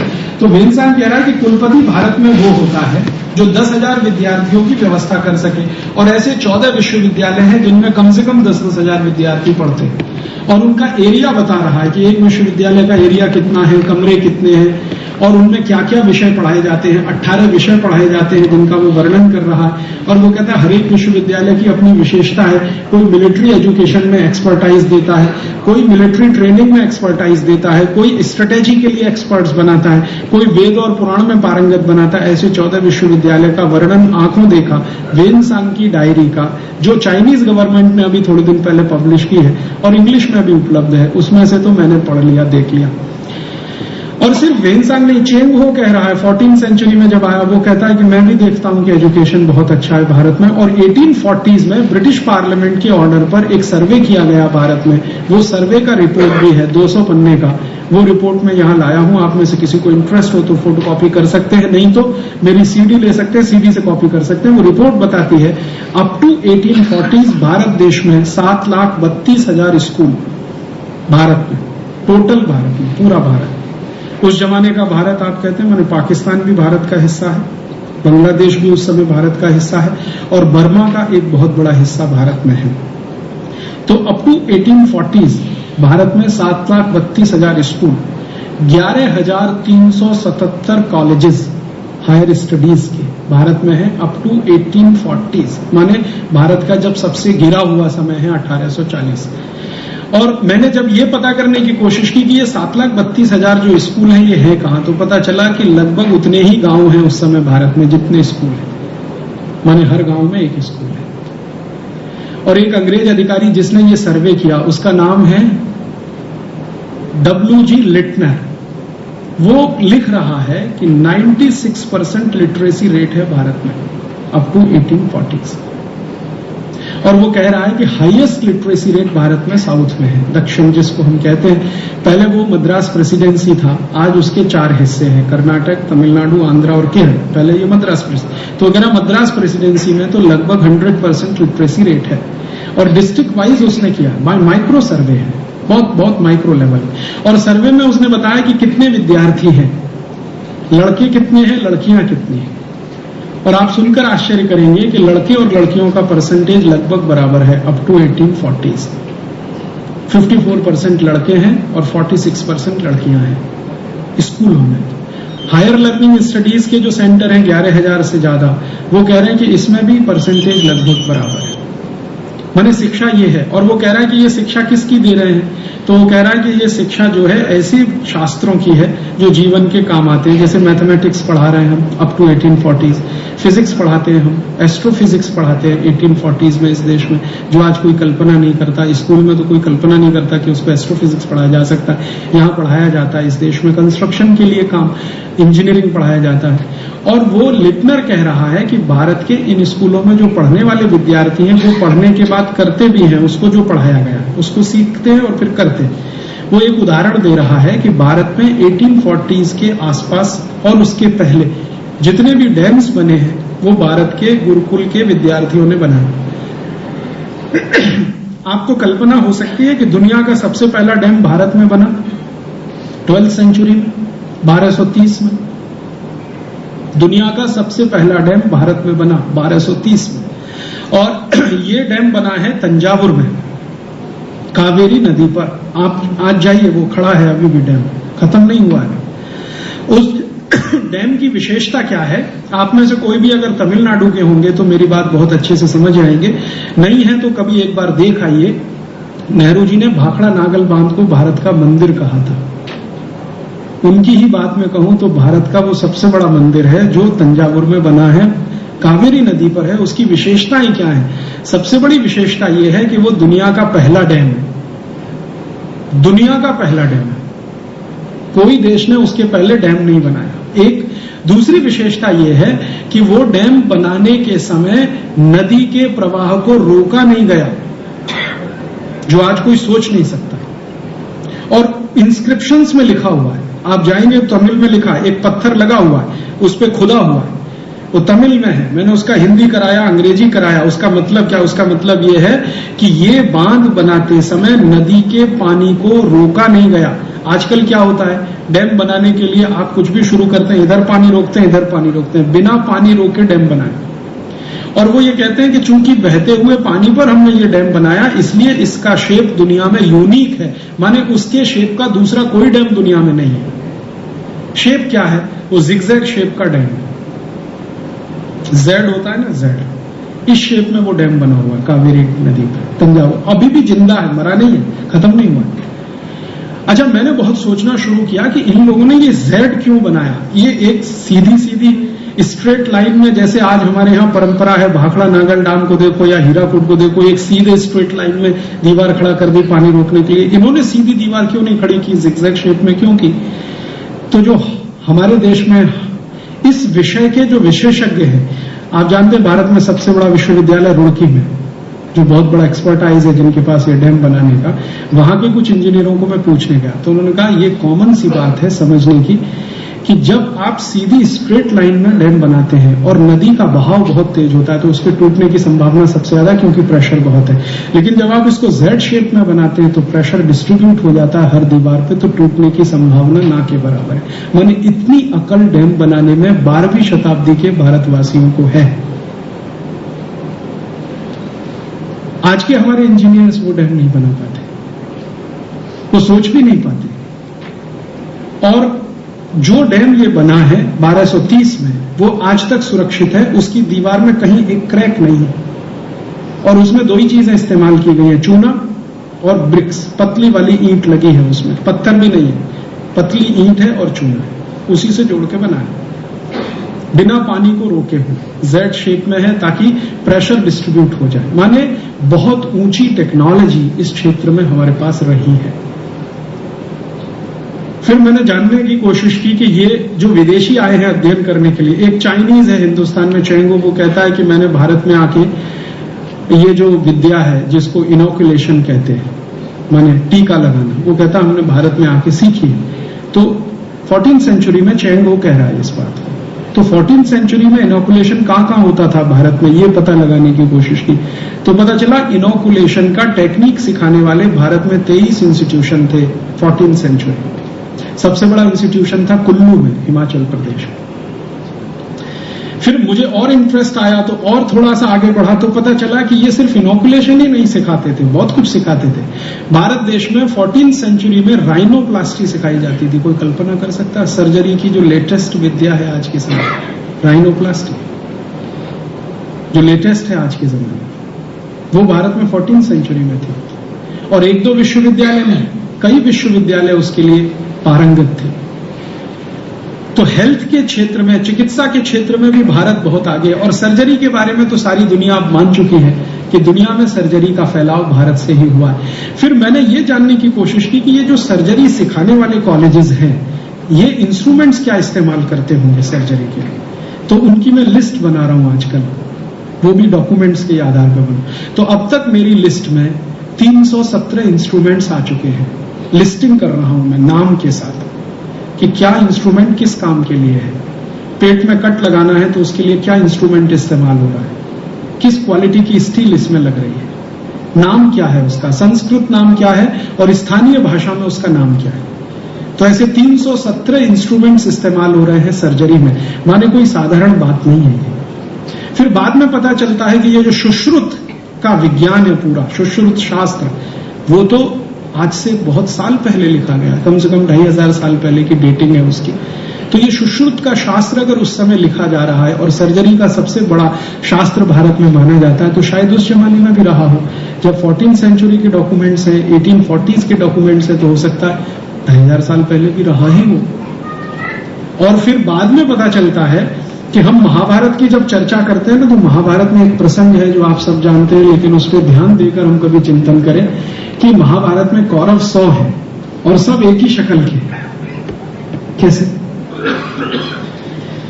मेरी दादी माँ मुझे महाभारत की जब भी कहानी सुनाती थी तो वो कहती थी 100 कौरव थे, 5 पांडव थे, सब कौरव एक ही शक्ल के थे। तो मैं दादी को यही पूछता था कि सबकी शक्ल एक जैसी कैसे हो सकती? और ये बात मैंने दादी से कही तो दादी ने कही, उसकी माँ ने उसको कही, उसकी माँ को पूछो तो उसने किसी से सुना। तो ये सुनते सुनते चला आया है। इसका आधार क्या है? 100 के 100 कौरव एक जैसे, लंबाई भी एक जैसी, चौड़ाई भी एक जैसी, चेहरे का हाव भाव सब एक जैसा, हाथ पैर सब एक जैसे। ये कैसे संभव है? ये तभी संभव है जब कोई क्लोनिंग टेक्नोलॉजी इस देश में रही होगी, अदरवाइज ये हो नहीं सकता। Cloning technology. और हम अब तो मान चुके हैं महाभारत अब सिर्फ माइथोलॉजी नहीं है, वो प्रूव हो चुका है। 5000 साल पहले महाभारत हुआ था, ये सभी ने मान लिया है। रामचंद्र जी के समय में लंका पर पुल बनाया गया था, ये अमेरिका ने भी स्वीकार कर लिया, नासा ने। उनको अभी एक दीवार मिली है जिसको उन्होंने स्वीकार कर लिया है कि हाँ ये वही दीवार है, और उसका डेटिंग किया गया है तो वो त्रेता युग का डेटिंग निकलता है जो रामचंद्र जी का समय है। तो ये सिर्फ माइथोलॉजीज नहीं है, हिस्ट्री है। और अगर ये सब रहा इस देश में तो इसका माने भारत सच में महान देश था। अगर इन सब का कुछ कंक्लूजन करें तो महान देश था। और हमारी महानता क्या थी? यही सब हमारी महानता रही है। लेकिन हम इस महानता को जान सकें, इससे हम वंचित रहे, क्योंकि हमने जो इतिहास पढ़ा है वो अंग्रेजों का लिखा हुआ पढ़ा है। और अंग्रेजों का इतिहास जिस व्यक्ति ने लिखा है, जेम्स मिल, वो खुद कहता है कि भारत को गुलाम बनाकर रखना है तो इनको गलत इतिहास ही बताना पड़ेगा। ये अगर अपना सही इतिहास जान लेंगे तो गुलामी नहीं होंगे। और जेम्स मिल से आगे बढ़कर मैकॉले कहता है अपनी चिट्ठी में, जो उसने बोर्ड ऑफ सेक्रेटरी रेवेन्यू को लिखी है, उस चिट्ठी का कॉपी है मेरे पास मेरे सीडी में, वो लिख रहा है मैकॉले कि भारत के लोगों को गलत इतिहास बताना है, गलत भूगोल पढ़ाना है, गलत अर्थशास्त्र पढ़ाना है। क्यों? क्योंकि गलत लोग हम भारत पर राज कर रहे हैं, वो खुद स्वीकार कर रहे हैं। वो अपने सेक्रेटरी को लिख रहा है जो सबसे बड़ा अधिकारी है उस समय। वो कह रहा है भारत के लोगों को गलत इतिहास पढ़ाना, गलत भूगोल पढ़ाना, गलत अर्थशास्त्र पढ़ाना, गलत कृषि शास्त्र पढ़ाना। क्यों? क्योंकि हम जैसे गलत लोगों के हाथ में इस समय भारत है, तो इनको सही तो कुछ नहीं पढ़ा सकते, क्योंकि अगर ये सही पढ़ने लगे, सही जानने लगे, तो ये तो हमारे कब्जे में आने से रहे। इसलिए इनको सब कुछ गलत पढ़ाना।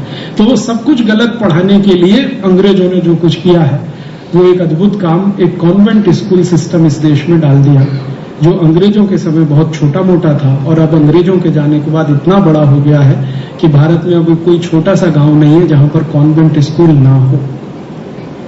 अब तो भारत में बजरंगबली कॉन्वेंट स्कूल है। हाँ, आप चलिए मैं आपको दिखाता हूं। मुंबई में ग्रांट रोड के स्टेशन के पास बजरंगबली कॉन्वेंट स्कूल है। कॉन्वेंट स्कूल होगा, हाँ, भगवान कृष्ण कॉन्वेंट स्कूल भी कहीं मिल जाएगा, ढूंढेंगे तो राम के नाम पे भी मिल। और उसको चलाने वाले व्यक्ति को मैंने पूछा कि ये बजरंगबली का कॉन्वेंट से क्या रिश्ता है, क्या रिश्ता है बजरंगबली और कॉन्वेंट का? तो उसको नहीं मालूम। तो अंग्रेज कभी छोड़कर गए जो कॉन्वेंट स्कूल, वो आज इतने हो गए हैं हिंदुस्तान में कि हर गली कूचे में। और उन कॉन्वेंट स्कूलों में जो कुछ पढ़ाया जा रहा है वो वही है जो मैकॉले लिखकर छोड़ गया। गलत इतिहास, गलत भूगोल, गलत अर्थशास्त्र, गलत शिक्षा शास्त्र, सब कुछ गलत। और दुर्भाग्य से हमारे बच्चों को हम उनमें भेजकर गर्व महसूस कर रहे हैं कि ये कुछ आगे बढ़ने वाले हैं। मैं आपको भारत के बारे में एक बात तो बहुत दावे से कह सकता हूं, एक्सेप्शन को छोड़कर भारत के कॉन्वेंट्स के पढ़े हुए विद्यार्थियों ने भारत में कुछ भी खड़ा नहीं किया आज तक। और जो विद्यार्थी भारत में कभी कॉन्वेंट में पढ़ने नहीं गए, साधारण म्युनिसिपल कॉरपोरेशन के स्कूलों में पढ़े या कभी स्कूल ही नहीं गए, उन्होंने 60-60 हजार करोड़ के एम्पायर खड़े किए हैं भारत में।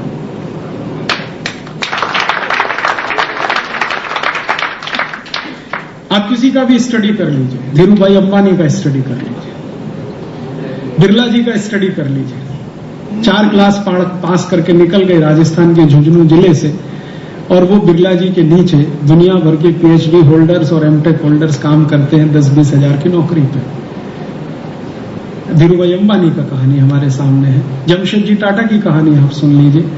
जमशेदजी टाटा के बाद की पीढ़ी की बात नहीं करता, जमशेदजी टाटा की बात करता हूं, जो नवसारी से निकले, और आप देखिए उनकी, जिन लोगों ने कभी कॉन्वेंट का मुंह नहीं देखा, जो कभी स्कूल में भी नहीं गए, जिनका कोई फॉर्मल एजुकेशन नहीं हुआ, उन्होंने हजारों करोड़ के एम्पायर खड़े किए हैं। उनमें से एक भरत भाई हैं जो बड़े गर्व से कहते हैं मैं कभी स्कूल नहीं गया। भरत भाई की जिस बात से मैं सबसे ज्यादा प्रभावित हूं, उनकी ये बात, वो बड़े गर्व से कहते हैं मैं तो कभी स्कूल नहीं गया। और आप भरत भाई की क्वालिटीज जानते हैं, वो किसी भी मल्टीनेशनल कंपनी के चीफ एग्जीक्यूटिव ऑफिसर से कम नहीं। फंक्शनल नॉलेज उनको इतना है कि वो किसी भी अच्छी इंडस्ट्री को रन कर रहे हैं, और उससे भी बड़ी इंडस्ट्री को रन करने की कैपेसिटी है। और ऐसे बहुत लोग मिल जाएंगे आपको भारत में। अर्थात मैं कहना ये चाहता हूं कि अंग्रेजों के दिए गए कॉन्वेंट स्कूलों में से जो निकले हुए लोग हैं, उन्होंने कभी देश में ऐसा कुछ करके नहीं दिखाया जो गर्व करने लायक हो कि देखो हमने ये कर दिया। ना तो बेसिक रिसर्च में कुछ किया आज तक, ना कोई बेसिक रिसर्च में किया, नहीं तो आईसीएस जैसी नौकरी में जाकर कोई ऐसा काम किया जो गर्व करने लायक हो। जो आईसीएस ऑफिसर ने भारत में कुछ गर्व करने लायक काम किए भी हैं, वो सब म्युनिसिपल कॉरपोरेशन के स्कूलों में से पढ़कर गए हुए आईसीएस ऑफिसर। ना कोई ऐसा इंजीनियरिंग का काम किया जिस पे हम गर्व कर सके। हाँ, इतना जरूर है कि ये कॉन्वेंट स्कूलों से निकले हुए भारत के विद्यार्थियों ने बंधुआ मजदूरों की उस प्रथा को पुनर्जीवित कर दिया है, सॉफ्टवेयर इंजीनियर के नाम पर, जो कभी अंग्रेजों द्वारा शुरू की गई थी इस देश में।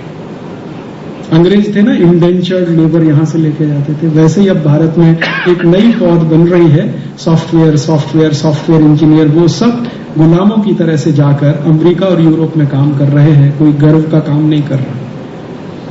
और उनसे जब मैं कहता हूं कि भैया तुम सब सॉफ्टवेयर पे इतना क्यों लगे हुए, हार्डवेयर पे बात क्यों नहीं करते? अगर मास्टरी करनी है कंप्यूटर की तो हार्डवेयर पे जाना पड़ेगा, ये सॉफ्टवेयर तो कुछ भी नहीं है। उस पे बात क्यों नहीं करते, उस पे काम क्यों नहीं करते? तो सिखाया नहीं गया। क्यों नहीं सिखाया गया? तुमको रखा ही गया इसके लिए कि तुम वहां जाके उनके कंप्यूटर ऑपरेट करो। तो जिनको हम कहना नहीं चाहते, लेकिन सही बात तो ये है कि हमने कुछ बॉडी शॉपिंग करने के लिए खड़े कर दिए हैं कुछ लोग, जो दुनिया के दूसरे देशों में जाके नौकरियां करते रहे और उनकी जी हजूरी करते रहे, जैसे कभी अफ्रीका में हमने किया है। तो अंग्रेज छोड़ गए जो कॉन्वेंटियन एजुकेशन सिस्टम, उसमें मैकॉले खुद कहता है कि मैं भारतवासी ऐसे पैदा करना चाहता हूं जो शरीर से भारतवासी हो, आत्मा से अंग्रेज हो। तो वही हमने पैदा की, और दुर्भाग्य से उनकी जो पीढ़ी निकली है, तो उनको ना भारत की समझ है, ना भारतीयता की समझ है, ना भारत की समस्याओं को वो जानते हैं, ना अपनी संस्कृति को पहचानते हैं, ना अपनी परंपराओं को जानते हैं, ना अपनी संभावनाओं को तलाश पाते हैं। वो हमेशा दूसरों की तरफ देखते हैं मदद के लिए, अमेरिका की तरफ, यूरोप की तरफ। अपनी तरफ देखना, अपने पैरों की तरफ देखना, अपनी जमीन की तरफ देखना उन्होंने बंद कर दिया। और उनके बारे में बात करते करते हम हमेशा अफसोस करते रहते हैं। हमें हमेशा अफसोस होता है कि हमारे बच्चों को गुजराती नहीं आती है, कोई कहता है हमारे बच्चों को तमिल नहीं आती है, कोई कहता है मलयालम नहीं आती है, कोई कहता है तेलुगु नहीं आती है, अंग्रेजी आती है, फ्रेंच भी आती है, जर्मन भी आती है, लेकिन तमिल, तेलुगु, मलयालम नहीं आती। भरत भाई कह रहे थे कि उनके नाती को 67 बताना पड़ता है, 67 नहीं मालूम, उसको 67 बताना पड़ता है। 67 वो नहीं जानता है, 67 क्या होता है, 79 नहीं जानता, 79 बताना पड़ता है। 89 और 79 का फर्क बताना पड़ता है। तो ये अफसोस हम करते रहते हैं, क्योंकि निकली है वो पीढ़ी, और उसमें उस पीढ़ी का कसूर नहीं है। उसको जो शिक्षा दी गई है वो वही है जो मैकॉले छोड़ के गया। और मैकॉले खुद कह रहा है कि भारत में हमें इंजीनियर पैदा नहीं करने, डॉक्टर नहीं बनाने, साइंटिस्ट नहीं बनाने, हमें कारकुन बनाने हैं। एक शब्द उसने इस्तेमाल किया, कारकुन। कारकुन माने क्लर्क। तो क्लर्क पैदा करने के लिए वो छोड़ गया। दुर्भाग्य से वही भारत की आजादी के 57 साल के बाद भी चलती रही। तो भारत का इतिहास क्या रहा है एक छोटे में मैंने आपको बताया, और समस्याएं क्या हैं अब इसमें से निकलती हैं। इतिहास ये बताता है कि हम इतनी समस्याओं से घिरे हुए कभी नहीं रहे जो आज हैं, और ये समस्याएं आई कहां से हैं, ये मैंने आपसे कहा कि किस तरह से आई हैं इस देश में। विदेशियों के या तो गुलाम हुए या उनकी लूट के शिकार हुए या उनकी संस्कृति और सभ्यता में फंसे तो समस्याएं पैदा हुई हैं। और समस्याएं वही होती हैं जहां तंत्र अपना हो, बुद्धि विदेशी हो। हमारे यहाँ तंत्र तो अपना रहा है जिसको हम चलाने की कोशिश रहे, लेकिन बुद्धि हमारी वो है जो भारत के किसी भी समस्या से अपने को जोड़ नहीं पाती है, कोरिलेट नहीं कर पाती।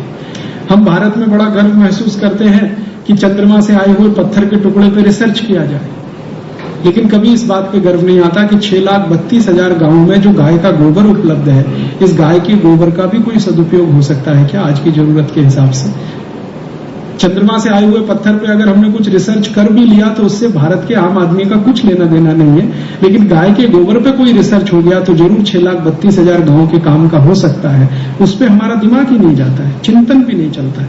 मंगल पे जाना चाहिए नहीं जाना चाहिए, बहस होगी, डिबेट होगी, लेकिन गांव गांव में लोगों को पीने का पानी नहीं मिल रहा है। 3 लाख ऐसे गांव हैं जहां पीने का पानी लेने के लिए 10 किलोमीटर जाना पड़ता है। इसके लिए कोई टेक्नोलॉजी क्यों इवॉल्व नहीं होती, इस पे हमारा दिमाग नहीं चलता।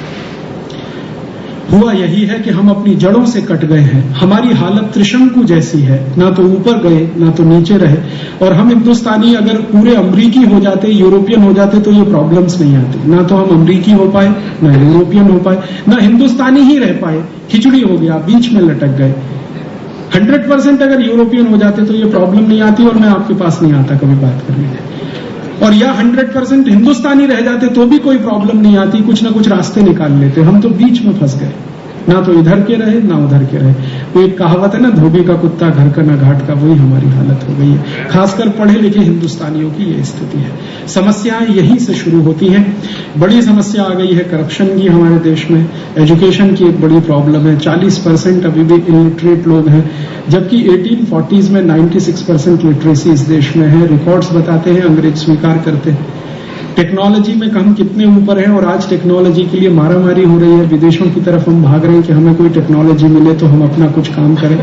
एक जमाने में इतना बड़ा ट्रेड करने वाले लोग, इतना बड़ा एक्सपोर्ट करने वाले लोग आज दुनिया में एक्सपोर्ट के लिए मारामारी कर रहे हैं। वर्ल्ड मार्केट में आज हमारा टोटल एक्सपोर्ट 0.1% के आसपास, 0.2%, 0.3% होता है। अभी थोड़ा बहुत बड़ा है, 0.5% आ गया है। 1% अभी भी नहीं हो रहा है। और आज से 150 साल पहले हम 33% एक्सपोर्ट करने वाले देश थे। 27% एक्सपोर्ट वर्ल्ड मार्केट में चीन करता था, 33% हम करते थे। चीन और भारत का जीडीपी जोड़ दिया जाए 150 साल पहले का, तो वो दुनिया के 3/4 जीडीपी के बराबर है 150 साल पहले।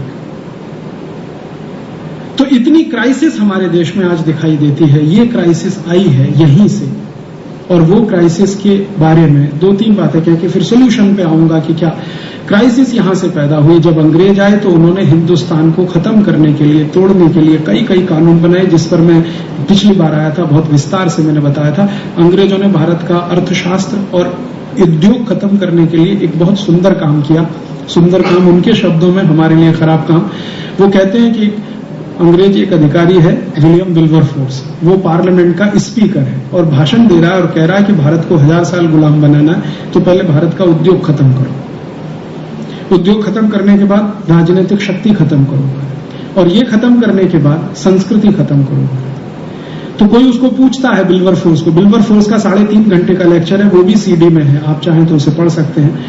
वो लेक्चर में कह रहा है विल्बरफोर्स के उद्योग भारत के खत्म करने हैं तो सबसे पहला काम करो कि ज्यादा से ज्यादा उस पर टैक्स लगा दो। तो कोई पूछ रहा है क्या क्या टैक्स लगाएं, तो बड़े सुंदर शब्दों में कह रहा है कि देखो, भारत का कोई भी उद्योगपति कुछ भी उत्पादन करे तो सबसे पहले उत्पादन पे ही टैक्स लगा दो। तो अंग्रेजों ने सबसे पहला टैक्स लगाया सेंट्रल एक्साइज ड्यूटी 1840 में। फिर कह रहा है कि जो व्यक्ति उत्पादन करेगा वो माल जरूर बेचेगा, तो बेचने पर टैक्स लगा दो। तो दूसरा लगा दिया सेल्स टैक्स। फिर वो कह रहा है कि माल बेचेगा तो मुनाफा कमाएगा, तो उसके मुनाफे पर टैक्स लगा दो। तो फिर लगा दिया इनकम टैक्स। फिर वो विल्बरफोर्स कह रहा है कि कोई भी हिंदुस्तानी उद्योगपति माल बेचने के लिए एक गांव से दूसरे गांव में जाएगा, तो जिस गांव में जाएगा गांव में घुसते ही टैक्स लगा दो उसके। फिर वो कहता है कि गांव में आने जाने के लिए सड़क का इस्तेमाल करेगा तो उस सड़क का भी टैक्स लगा दो उसके ऊपर। फिर वो कह रहा है कि अंग्रेजों की सरकार के बनाए गए पुल पर से जाएगा तो पुल का भी टैक्स लगा दो उसके ऊपर, toll tax, road tax, entry tax, exit tax. और वो कहता है इतने टैक्स लगा दो कि ये दे ना सके। तो एक एमपी पूछ रहा है तो फायदा क्या? अगर हम इतने ही टैक्स लगा दें कि ये दे ना सके तो फायदा क्या? तो विल्बरफोर्स कह रहा फायदा उसी में है। क्या है कि हिंदुस्तानी बहुत ईमानदार है तो टैक्स भरने की कोशिश करेंगे, ईमानदारी से टैक्स भरेंगे तो सब बर्बाद हो जाएंगे। और अगर टैक्स भरेंगे नहीं तो बेईमानी करेंगे, बेईमानी करेंगे तो कमजोर बनेंगे और कमजोरों को गुलाम बनाना आसान होता है। तो कह रहा हमारे दोनों हाथ में लड्डू हैं, या तो हिंदुस्तानी सब ईमानदारी से टैक्स भरेंगे तो बर्बाद हो जाएंगे, टैक्स नहीं भरेंगे तो बेईमान होंगे, बेईमान होंगे तो गुलाम बनाना आसान है, हमको तो दोनों ही काम करेंगे। तब पूरा पार्लियामेंट एक स्वर से कहता है हाँ आपकी बात स्वीकार, चलो कानून बनाना शुरू करो। तो अंग्रेजों ने 1840 से ये कानून बनाने शुरू कर दिए। विस्तार से मैंने पिछले लेक्चर में कहा था, सिर्फ इशारे से कह रहा हूं, यही कानून आज तक भारत में लगे हुए हैं। आपको सुनकर दुख होगा, मुझे बहुत कांटे की तरह से ये चुभता है। 1860s में जब सबसे पहले इंडियन इनकम टैक्स आया, अंग्रेजों ने 97% इनकम टैक्स लगाया था। माने आप 100 रुपए कमाई कर रहे हैं तो 97 रुपए अंग्रेजी सरकार को दीजिए, 3 रुपए अपने पास रखिए। और वो 97% इनकम टैक्स हिंदुस्तान में आजादी आने के 35 साल बाद तक लगा रहा। आजादी आने के 35 साल बाद तक लगा रहा। आज भी वो 35% आया है। इतनी लड़ाई झगड़ा सब करने के बाद 35% आया। मेरे समझ में ये नहीं आता कि इनकम पर टैक्स क्यों होना चाहिए, प्रोडक्शन पर टैक्स क्यों होना चाहिए। कोई आदमी अपनी पूंजी लगाकर, अपना दिमाग लगाकर, अपनी मेहनत करके समाज को उत्पादन करके दे रहा, उस पर टैक्स क्यों होना चाहिए। उसको तो प्रमोशन करने के लिए सरकार को और मदद करनी चाहिए, क्योंकि वो आपके रॉ मटेरियल को एक फिनिश प्रोडक्ट में कन्वर्ट करके दे रहा है। ये तो बहुत बड़े हुनर का काम वो कर रहा है। फिर मैंने सोचा कि ये भारत सरकार इतनी इनकम टैक्स लगाती है, फिर उसके पहले अंग्रेज लगाते थे। अंग्रेजों के पहले कितना था? आपको सुनकर हैरानी होगी, 10वीं शताब्दी तक हिंदुस्तान में कोई इनकम टैक्स नहीं था। और 10वीं शताब्दी तक ये हिंदुस्तान चलता रहा एक अर्थशास्त्र पर जिसको चाणक्य अर्थशास्त्र कहा जाता है। चाणक्य मानता है कि इनकम पे तो टैक्स होना ही नहीं चाहिए। वो कहता है कि ज्यादा से ज्यादा टैक्स अगर लेना है तो कैसे लेना चाहिए। बड़ी सुंदर बात वो कहता है अपनी अर्थशास्त्र की किताब में। वो कहता है जैसे मधुमक्खी फूल में से रस लेती है लेकिन फूल को निचोड़ नहीं लेती, फूल में से उतना ही रस लेती है जिससे फूल भी बचा रहे और उसकी भी क्षुधा पूरी हो जाए, तो राजा को उतना ही टैक्स लेना चाहिए। तो कोई कहता है आप इसका परसेंटेज तय कर दो, तो चाणक्य कहता है 5% से ज्यादा टैक्स कभी नहीं होना चाहिए। और वो कहता है जब इमरजेंसी हो जाए, बाहरी हमला हो जाए, तो वो 5% का टैक्स मैक्सिमम 15% तक जाना चाहिए, इसके आगे वो भी नहीं जाना चाहिए। तो 10वीं 11वीं शताब्दी तक ये देश चलता रहा चाणक्य अर्थशास्त्र से। तब ये भारत सोने की चिड़िया हो गया। उसके बाद ये चला विदेशी अर्थशास्त्र से, माने विदेशी आए, उन्होंने रूल किया, नए नए टैक्स के कानून बनाए। उसके बाद अंग्रेजों ने तो सत्यानाश कर दिया, तब से ये देश गिरता चला गया।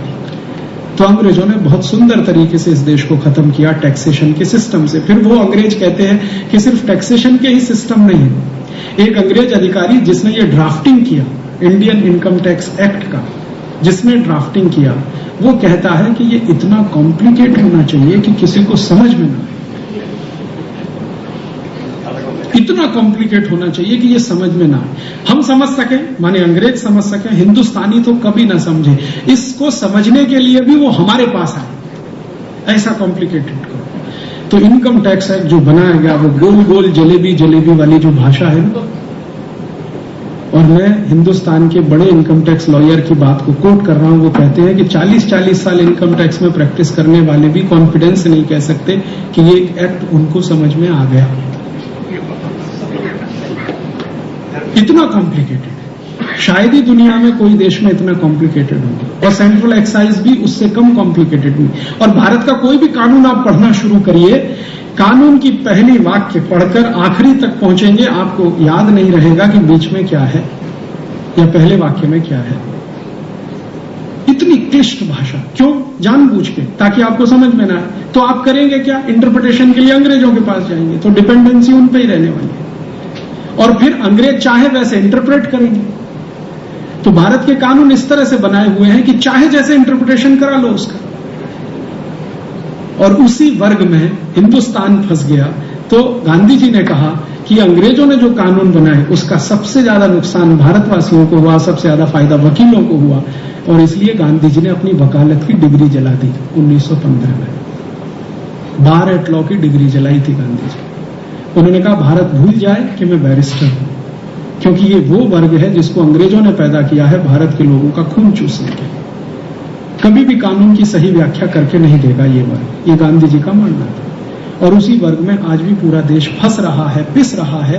परिणाम क्या है? भारत में जितने डिस्ट्रिक्ट कोर्ट्स हैं, जितने हाई कोर्ट्स हैं, सब जगह 4 करोड़ 50 लाख केस पेंडिंग है। एक बार मैंने भारत के कानून मंत्री अरुण जेटली को एक प्रश्न पूछवाया था लोकसभा में एक एमपी की मदद से कि ये 4 करोड़ 50 लाख केस जो पेंडिंग है, इनका जजमेंट कभी आएगा? तो कानून मंत्री का जवाब था कि कम से कम 350 साल में इनका जजमेंट आ जाएगा। वो जो 350 केस पेंडिंग है, उसमें मेरे भी 90 केस पेंडिंग है आजादी बचाओ आंदोलन के, पब्लिक इंटरेस्ट पिटीशन के।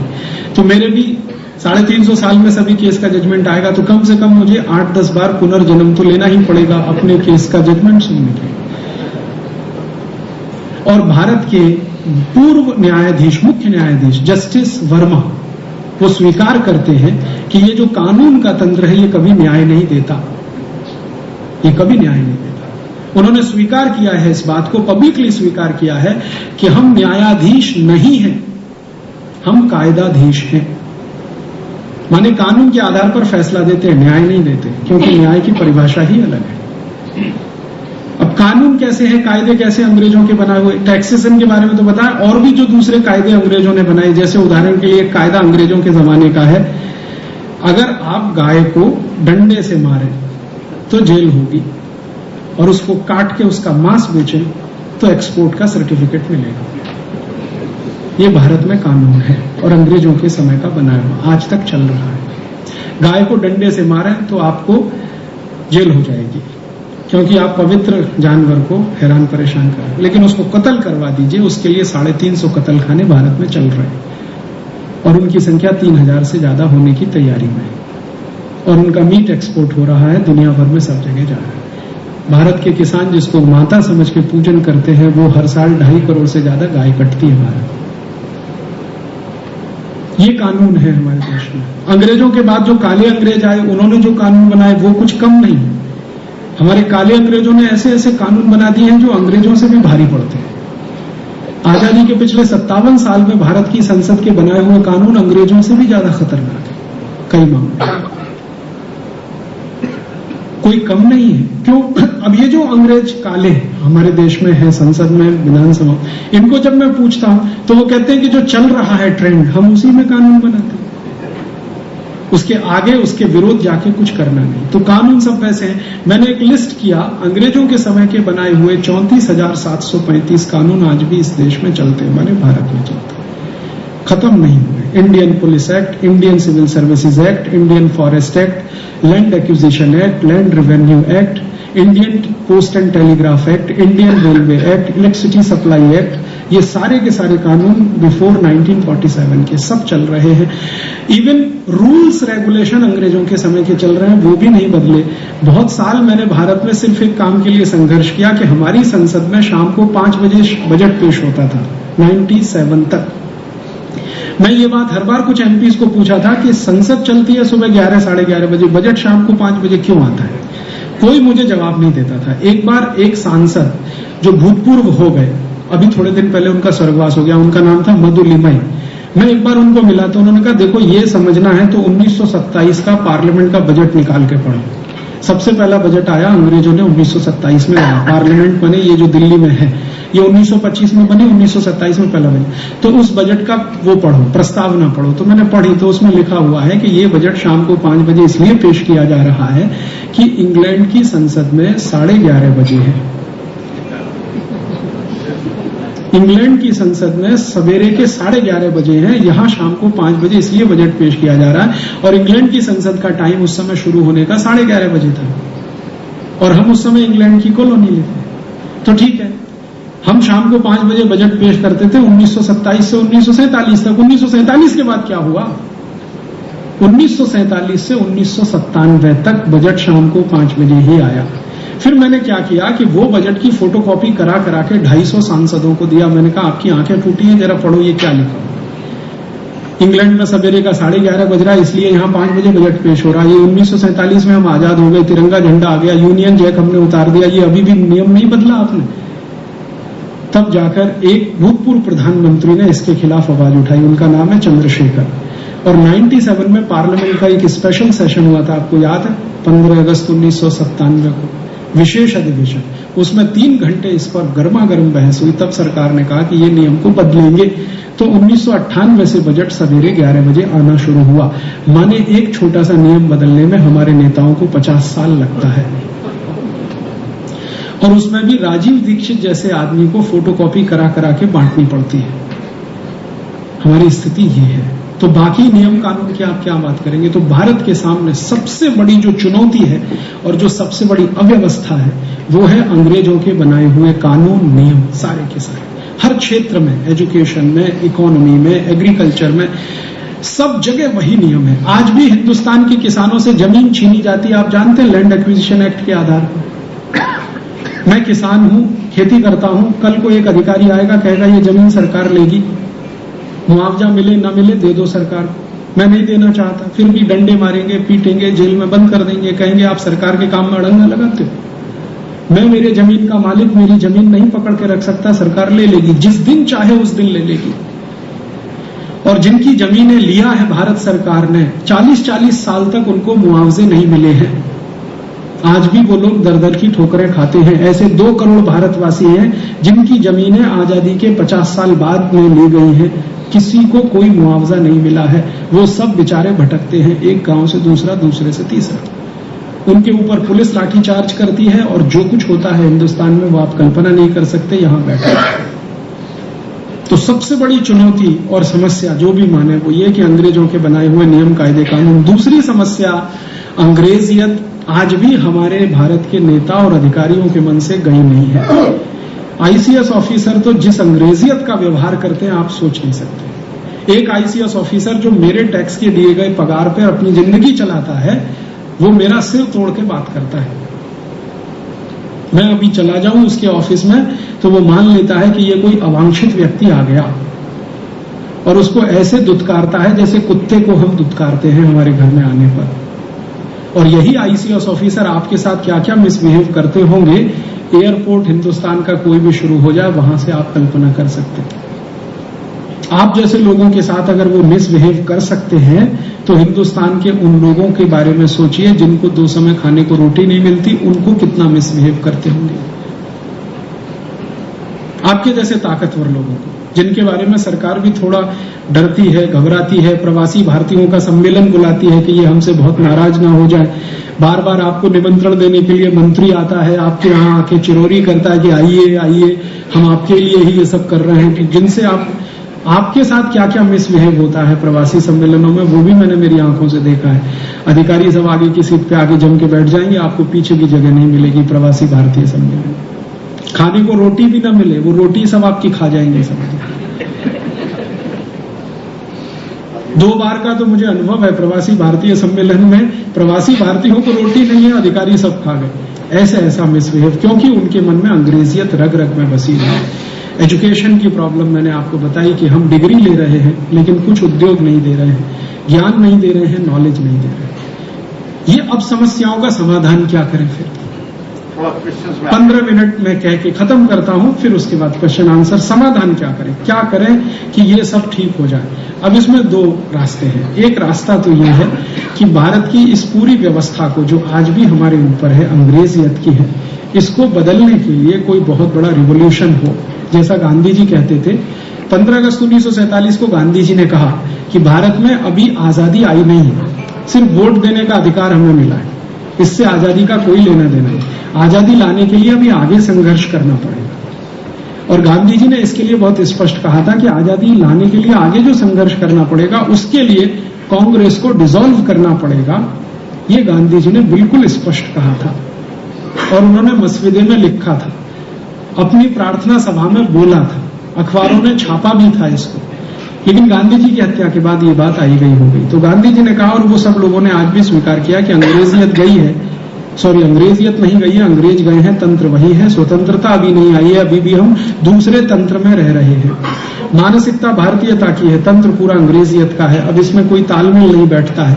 इसलिए तो अब एक तो ये विकल्प है जो गांधी जी कहते थे कि कोई बड़े पैमाने पर फिर से दूसरा स्वतंत्रता संग्राम शुरू हो, उसमें कोई लोगों को फिर वही भोग देना पड़े जो गांधी जी ने कभी किया, भगत सिंह, उधम सिंह ने किया। एक तो वो रास्ता है, या तो एक तरीका दूसरा ये है कि ये भारत के साधारण लोग जिनके ऊपर ये तंत्र बैठा हुआ है, हम इनको इतना ऊंचा उठा दें, इतने ताकतवर बना दें, एक शब्द है एम्पावरमेंट, उनका इकोनॉमिक और पॉलिटिकल एम्पावरमेंट इतना कर दें कि ये खुद से उस तंत्र को पलट दें और अपनी स्वतंत्रता हासिल कर लें। दो रास्ते हैं, पहला रास्ता कोई बड़ा रिवॉल्यूशन हो भारत में, और दूसरा रास्ता कि ये साधारण लोग जो साधारण गांव में रहते हैं उनको इतना एम्पावर कर दिया जाए कि वो अगले 10 साल, 15 साल, 20 साल या 25 साल में अपनी इस खोई हुई स्वतंत्रता को वापस हासिल कर लें। मैं मानता हूं कि ये दूसरा रास्ता है, वो शायद आसान है, प्रैक्टिकल है, तो मैंने उसी रास्ते पे चलना शुरू किया कि भारत के जो साधारण गांव में रहने वाले हजारों लाखों लोग हैं, इनको किसी तरह से एम्पावर किया जाए, इनके दुख दर्दों को कुछ कम किया जाए, इनको थोड़ा ऊपर उठाया जाए, और इनकी मदद से शायद आने वाले 20 साल में, 25 साल में हम ऐसी बात सोच सकते हैं, कल्पना कर सकते हैं, कोई ताकत खड़ी हो जाए जो इस देश की स्वतंत्रता को हासिल कर ले और तंत्र को बदल दे। भारत का जो ऊपर वाला क्लास है, जो अंग्रेजों का जैसा व्यवहार करता है, सरकार में है या सरकार के साथ में, इस क्लास से बहुत उम्मीद नहीं है कि वो कोई रिवॉल्यूशन करे। वो अपनी सुरक्षा के साथ बैठा हुआ है अपने अपने स्थानों पर। तो हम लोगों ने ये जो आजादी बचाओ आंदोलन शुरू किया वो इसी दिशा में शुरू किया कि भारत के साधारण नागरिकों को थोड़ा खड़ा कर दिया जाए। तो खड़ा करने के लिए क्या क्या करना, उनकी जो कृषि व्यवस्था है उसमें थोड़ा कुछ सुधार हो सकता है क्या, इस विषय पे थोड़ा मैंने रिसर्च किया, अभ्यास किया, तो थोड़ा रास्ता उसमें दिखाई देता है। कृषि व्यवस्था में क्या सुधार हो सकता है। आज जो हमारे किसान या खेडूत काम करते हैं उनकी सबसे बड़ी समस्या है कि खेती का लागत खर्च बढ़ रहा है और उनको जो मार्केट में प्राइस मिलना चाहिए वो नहीं मिल रहा। कॉस्ट ऑफ प्रोडक्शन तो बढ़ रहा है लेकिन मार्केट में जो कीमत मिलनी चाहिए, दाम नहीं मिल रहे, तो वो सुसाइड कर रहे हैं। भारत के किसान कितने बड़े पैमाने पर सुसाइड करते हैं वो आप जानते हैं। तो हमने इसको रिवर्स करने की कोशिश की कि कॉस्ट ऑफ प्रोडक्शन खेती का कम हो सके, इसके लिए कुछ कर सकते हैं क्या। तो हमने कुछ एक्सपेरिमेंट किए और उसमें हम सफल हुए। हमने हिंदुस्तान के 60,000 हेक्टेयर जमीन पर कॉस्ट ऑफ प्रोडक्शन 90% कम करा लिया, 90% कम करा लिया कॉस्ट ऑफ। कैसे कम करा लिया, जो किसान यूरिया, डीएपी, सुपरफॉस्फेट इस्तेमाल करते थे उनको हमने ट्रेनिंग दे देकर कह दिया और सिखा दिया कि यूरिया, डीएपी बंद करो, गाय का गोबर, भैंस का गोबर जो किसानों के लिए आसानी से उपलब्ध है गांव में, उसका इस्तेमाल करो। तो पहले उनके मन में डर था कि इससे प्रोडक्टिविटी कम होगी, फर्टिलिटी कम होगी। हमने कुछ एक्सपेरिमेंट के लिए मॉडल गांव बनाए जहां पर पहले ये करके दिखाए। वो मॉडल गांव ने उनको कॉन्फिडेंस दे दिया और हमने जब ये मॉडल गांव बनाए तो उसमें सिद्ध हो गया कि ना तो प्रोडक्टिविटी कम होती है ना फर्टिलिटी कम होती है। गाय का गोबर, भैंस का गोबर, गाय का मूत्र, भैंस का मूत्र, जानवरों का जो कुछ भी वेस्ट है उसको हम मैन्योर के रूप में इस्तेमाल करें, वो हमने करके देख लिया। 60,000 हेक्टेयर में हम आज कर रहे हैं और उसमें से जो कुछ भी प्रोड्यूस हो रहा है वो मार्केट में जब हम बेचने के लिए जाते हैं तो जो नॉर्मल प्राइस है उससे ज्यादा हमें मिल रहा है। कोई भी व्यक्ति को जब हम कहते हैं कि ये गेहूं पैदा किया है बिना यूरिया, बिना डीएपी, बिना सुपरफॉस्फेट, तो वो कहता है जी 20 रुपए किलो दे दो, 25 रुपए किलो दे दो, और हम वो बेच पाते हैं। बाजार में साधारण गेहूं भारत में 10-12 रुपए किलो है, हम जो गेहूं बेच रहे हैं वो 18 रुपए किलो तक आराम से बिकता है। इसी तरह चावल पैदा किया है, दालें पैदा की हैं, फल पैदा कर रहे हैं, सब्जियां पैदा कर रहे हैं। हमारे यहाँ जो भी किसान इस तरह की सब्जी कर रहे हैं उनकी तो हाथों हाथ बिक जाती है, बाजार तक भी नहीं आ पाती। हमने देख लिया है कि इसको बड़े पैमाने पर कर सकते हैं, तो इसके लिए हमने ट्रेनिंग सेंटर शुरू किए हैं गांव-गांव में किसानों के। 118 गांव में अभी हमारे ऐसे ट्रेनिंग सेंटर चल रहे हैं। वहां हम किसानों को ट्रेनिंग देते हैं, वो फिर गांव-गांव जाके दूसरों को ट्रेनिंग देना शुरू करते हैं। इससे हम मानते हैं कि उनका कॉस्ट ऑफ प्रोडक्शन कुछ कम हो सकता है, और जितना कॉस्ट ऑफ प्रोडक्शन कम होगा उतना ही उनका इनकम बढ़ जाएगा। दूसरा, हमने उनका एम्पावरमेंट हो इसके लिए एक काम और शुरू किया है कि हमारे दैनिक जीवन में काम आने वाली छोटी छोटी बहुत सारी चीजें हैं, साबुन है, मंजन है, वॉशिंग पाउडर है, डिटर्जेंट पाउडर है, शैम्पू है, टूथ पाउडर है, टूथपेस्ट है, ये सब जीरो टेक्नोलॉजी के आइटम है, इनको बनाना कोई मुश्किल काम नहीं। तो हमने वो ट्रेनिंग देना शुरू किया गांव-गांव, और आज वो ट्रेनिंग देकर 55 से ज्यादा प्रोडक्ट्स हैं जो इन गांवों में हम बनवाते हैं और बहुत आसानी से देश में बिक जाते हैं। हम शैम्पू बनाते हैं और हमारे शैम्पू का जो बेस है वो भारत के बाजार में बिकने वाले विदेशी कंपनियों के शैम्पू बेस से बिल्कुल अलग है। विदेशी कंपनियां जो शैम्पू बनाती हैं वो सोडियम लॉरेल सल्फेट से बनाते हैं, हम जो शैम्पू बनाते हैं वो आंवला रीठा शिकाकाई से बनाते हैं। विदेशी कंपनियां सोडियम लॉरेल सल्फेट इस्तेमाल करती हैं, हम उसकी जगह गाय के मूत्र का इस्तेमाल करते हैं। और गोमूत्र बेस करके जो शैम्पू हमने बनाया है वो भारत के बहुत आसानी से बिकने वाले शैम्पू में है। क्वालिटी उसकी इतनी अच्छी है कि आप उसका इस्तेमाल करें तो बाल झड़ना कम होते हैं, सबसे पहले तो पानी बहुत कम खर्च होता है, और जो बाल धोने के बाद पानी निकलता है वो खेत में 1 पैसे का भी नुकसान नहीं करता है। अभी जो सोडियम लॉरेल सल्फेट वाले शैम्पू आप इस्तेमाल करते हैं जिसमें झाग बहुत बनता है, उसका जो पानी है वेस्ट, वो आप खेत में डाल दीजिए, खेत खत्म हो जाएगा आपका, मिट्टी की फर्टिलिटी खत्म हो जाएगी। लेकिन जो गाय के मूत्र का या आंवला रीठा शिकाकाई के बेस का शैम्पू है वो ना तो खेत की मिट्टी को खराब करता है ना पानी को खराब करता है।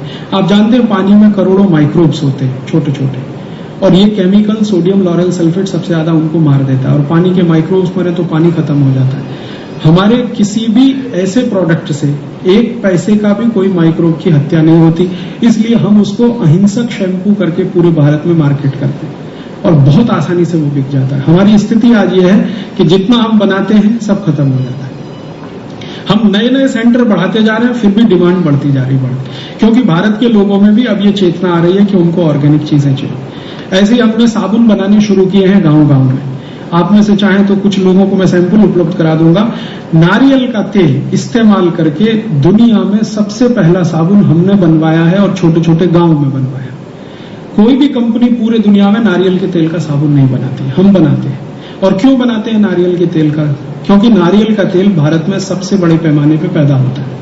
दूसरे नंबर पर तिल का तेल। अगर हम हमारे देश का रॉ मटेरियल इस्तेमाल नहीं करेंगे तो दूसरे से कैसे अपेक्षा करेंगे कि वो इस्तेमाल करें? हम चाहे तो वो साबुन पामोलिन ऑयल से बना सकते हैं, लेकिन हम नहीं बनाते क्योंकि वो इंपोर्ट करना पड़ता है। हम नारियल के तेल का बनाते हैं। नारियल के तेल का साबुन हम 85% TFM का बनाते हैं, और वो साबुन भारत में बड़े आराम से 15 रुपए का 150 ग्राम बिक जाता है, जबकि उसी क्वालिटी का विदेशी कंपनी का साबुन 45 रुपए का 100 ग्राम मिलता है, डव, जिसमें वो पामोलिन ऑयल इस्तेमाल करते हैं, नारियल तेल भी कभी नहीं डालते।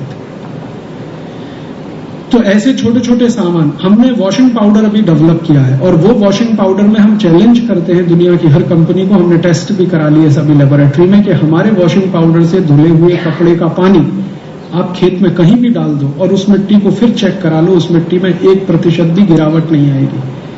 क्यों? हम किसी भी शैम्पू में केमिकल्स इस्तेमाल सबसे कम कर रहे हैं, फिर भी शैम्पू बना रहे हैं, और शैम्पू इस क्वालिटी का है कि आप वॉशिंग मशीन में भी इस्तेमाल करें। और ऐसे ऐसे छोटे छोटे कई प्रोडक्ट्स हमने डेवलप किए हैं। विदेशी कंपनियां जो एरियल नाम का वॉशिंग पाउडर 180 रुपए की, हमारा जो वॉशिंग पाउडर है इस क्वालिटी का जो मैं आपसे कह रहा हूं वो 35 से 40 रुपए की। ऐसे ही हमने ग्लिसरीन का जो साबुन आता है ना पियर्स 20 रुपए का, वो साबुन हमने डेवलप किया है मात्र 6.5-7 रुपए का। हम मॉस्किटो रेपेलेंट बनाते हैं गोमूत्र से, और गोमूत्र के मॉस्किटो रेपेलेंट के बारे में जितने भी हिंदुस्तान में टॉक्सिकोलॉजिकल रिसर्च इंस्टीट्यूट है सबको हमने भेज के दिखाया। उन्होंने कहा इससे ज्यादा सेफ मॉस्किटो रेपेलेंट हो नहीं सकता। और गाय के गोबर से हमने मच्छर अगरबत्ती बनाई है। वो एक कछुआ छाप मच्छर अगरबत्ती आपने देखा, वो तो एल्ड्रिन से बनती है। एल्ड्रिन दुनिया का सबसे खतरनाक जहर है, लेकिन हमने गाय के गोबर से मच्छर अगरबत्ती बनाई है, धूप बत्ती बनाई है, अगरबत्ती बनाई है। गाय के गोबर से हम ऐसे 35 प्रोडक्ट बनाते हैं। गोमूत्र से औषधियां बनाते हैं। एक हमने आई ड्रॉप बनाया है गाय के मूत्र से, वो कैटरेक्ट रिमूव कर देता है बिना किसी ऑपरेशन के। कैटरेक्ट का दुनिया में एक ही ट्रीटमेंट है, ऑपरेशन। हम गोमूत्र से एक बनाया है, वो आप इस्तेमाल करें तो 3 महीने के बाद आपको जरूरत नहीं पड़े ऑपरेशन की। और गवर्नमेंट ऑफ इंडिया ने हमको मेडिसिन के रूप में उसकी मान्यता दे दी है। थोड़ा हमें उनसे झगड़ा करना पड़ा क्योंकि गवर्नमेंट ऑफ इंडिया गोमूत्र को मेडिसिन मानने को तैयार नहीं थी, लेकिन गवर्नमेंट ऑफ इंडिया को कन्विंस कराने के लिए हमें अमेरिकन पेटेंट का सहारा लेना पड़ा, क्योंकि अमेरिका ने 2002 में गाय मूत्र को पेटेंट ले लिया था। तब गवर्नमेंट ऑफ इंडिया कन्विंस हुई कि हाँ ये मेडिसिन है। तो इस तरह की कुछ कोशिश हमने की और इस पूरी कोशिश में ध्यान हमने ये रखा है कि ऐसी चीजों का इस्तेमाल करें जो गांव में आसानी से उपलब्ध है। हर एक गांव में ये छोटे छोटे स्तर पे हमने ये 118 गांवों में शुरू किया है। कल्पना है कि कोई दिन 200 गांव में हो, 500 में हो, 1000 में हो, 2000 में हो। जैसे जैसे बढ़ता जाएगा वैसे वैसे ये ताकत बढ़ेगी और यही ताकत एक दिन भारत को हो सकता है दूसरी आजादी की लड़ाई लड़ने के लिए क्षमता पैदा करेगी और ये लोग लड़कर अपनी स्वतंत्रता हासिल कर लेंगे। क्योंकि एक बार इनका आर्थिक स्थिति अच्छी हो गई तो वो राजनीतिक ताकत तो अपने आप ले लेंगे, क्योंकि आर्थिक शक्ति में से ही राजनीतिक शक्ति निकलती है और राजनीतिक शक्ति निकलने के बाद फिर संस्कृति और सभ्यता की रक्षा भी हो सकती है। जब तक आर्थिक रूप से वो कमजोर है तब तक आप उनसे कुछ अपेक्षा नहीं करते। और चलते चलते एक आखिरी बात कि इन्हीं गांवों को स्वावलंबी बनाने के लिए हमने गांधी जी जैसा एक्सपेरिमेंट शुरू किया है। गांव गांव में हम चरखे देते हैं, वो चरखा चलाते हैं, उसमें से सूत निकलता है। हमारे चरखे का 8 घंटे कोई भी काम कर ले साधारण से साधारण व्यक्ति तो उसको 70 से 80 रुपए आराम से मिल जाता है और एक चरखे से 5 आदमी को रोजगार मिलता है, रोज का 70 से 80 रुपए। ऐसे कुछ हजार चरखे हम भारत में चलवा रहे हैं 118 गांव में। हमारी कोशिश है कि इनकी संख्या बढ़ती जाए। उसमें से बनाया हुआ सूत, उससे खादी हम बनाते हैं, वो खादी भारत में कई स्थानों पर उपलब्ध है। मैं यहाँ लाया हूँ सैंपल के रूप में, वो आप चाहेंगे तो पीछे देख सकते हैं। और हमने 167 खादी की डिजाइनें डेवलप की हैं, हाथ से बनाई हुई, हाथ से काती हुई। और उसमें जो कलर हम इस्तेमाल करते हैं वो बाहर से नहीं डालते, नेचुरल कलर का कॉटन हमने डेवलप किया है और ऑर्गेनिक कलर्स इस्तेमाल किए हैं। तो ऐसी कुछ कोशिश हम थोड़े थोड़े स्तर पे कर रहे हैं। यही कोशिश अगर बहुत बड़े पैमाने पर हो जाए, हम भारत के कुछ स्थानों पे कर रहे हैं, आप जैसे लोगों के मन में अगर ये बात बैठ जाए और आपकी मदद से ये और स्थानों पर हो जाए, ये मल्टीप्लिकेशन होता चला जाए, तो थोड़े दिन में ये एक बहुत बड़ा कैंपेन हो सकता है। जैसा आजादी लाने के लिए ये कैंपेन चला था, वैसे ये कैंपेन आजादी बचाने के लिए चल सकता है। और शायद इस कैंपेन की ताकत से हम भारत को स्वावलंबी स्वयंपूर्ण देश बना सकते हैं और वो गौरव फिर हासिल करवा सकते हैं जो भूतकाल में था। भूतकाल में अगर था तो भविष्य में भी हो सकता है, अगर वर्तमान उसका ठीक कर सकें तो। इस विश्वास के साथ आपका आभार, बहुत धन्यवाद।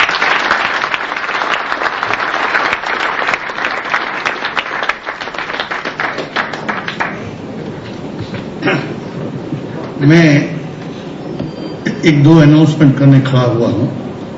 एक तो ये है कि सवाल जवाब के लिए, क्योंकि आप हम सब इतने मग्न हो गए इतना अच्छा लेक्चर में कि अब लेट हो गया है, तो सवाल जवाब की सेशन हम सैटरडे को 27 संडे 28 इंडिया क्लब में 7 बजे शुरू करेंगे। और जो क्वेश्चन आपके दिल में अभी हैं वो क्वेश्चन आप वहां जरूर आके करेंगे। वो हिसाब से मैं आपका सजेशन अभी से ले रहा हूं। नंबर 2, ये जो बात कही 82 चीज जो हम बना रहे हैं, हम चेष्टा कर रहे हैं कि आने वाला शॉपिंग फेस्टिवल में एक स्टॉल हम लेने वाले हैं। वहां हम ये सब चीजें रखेंगे और हम आप सबको एक विनती प्रार्थना है कि आप ट्रायल ऑर्डर पे भी आप आके वो खरीदे और आपके घर में इस्तेमाल करेंगे। और हम सवाल जवाब नहीं कर रहे हैं, इसलिए मैं आपकी माफी चाहता हूं कि बहुत लेट हो गया है। और फिर सैटरडे संडे आप आएंगे तो वो आशा रखते हुए वो दिन हम ये क्वेश्चन रखेंगे। आप जरा वोट ऑफ थैंक्स दे देंगे।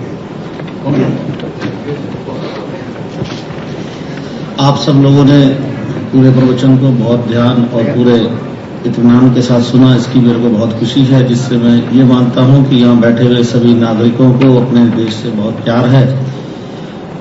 और मैं समझता हूं कि वो इस बात को ऊपर जरूर मनन करेंगे कि जो राजीव भाई ने कहा है उसकी अंदर कहां तक वो क्या सोचते हैं, उनके मन में क्या विचार आते हैं। और मैं आप सबका बहुत बहुत धन्यवाद करता हूं कि आपने इतना समय दिया। आप सबसे प्रार्थना है कि चाय और नाश्ते का प्रबंध है, आप उसको अवश्य लीजिए। और जहां तक डॉक्यूमेंट्स का प्रश्न है, अगर आप लोग चाहेंगे तो हम डॉक्यूमेंट्स अभी दिखा सकते हैं, क्योंकि समय 9 बजे तक का था। माफी चाहता हूं, 9:45 9:35 हो गए हैं, तो डॉक्यूमेंट्स समय की कोई दिक्कत नहीं जी, समय की कोई प्रॉब्लम नहीं, चाहे 12 बजे आते हमारा वचन था इसलिए क्योंकि समय की दिक्कत नहीं है, इतना समय कहाँ मिलेगा, इतना बढ़िया।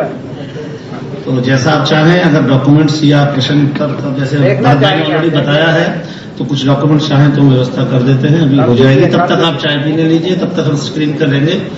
और इनके प्रवचन खाली एक सब्जेक्ट पे नहीं है, जैसा आप लोग जानते हैं, कम से कम 17 से 18 सब्जेक्ट हैं, जिसमें शिक्षा का क्षेत्र है, टेक्नोलॉजी का क्षेत्र है, मेडिकल साइंस है, हिस्ट्री है, पॉलिटिकल साइंस है, WTO, वर्ल्ड बैंक और स्विस बैंक का मसला। स्विस बैंकों में, जैसा आपको मालूम है कि नहीं मुझे पता नहीं, 1000 बिलियन, मिलियन नहीं, बिलियन 1000 बिलियन भारत के भ्रष्ट नेताओं का जो पैसा उसमें पड़ा है, उसको वापस लाने का एक तरीका 2-3 है।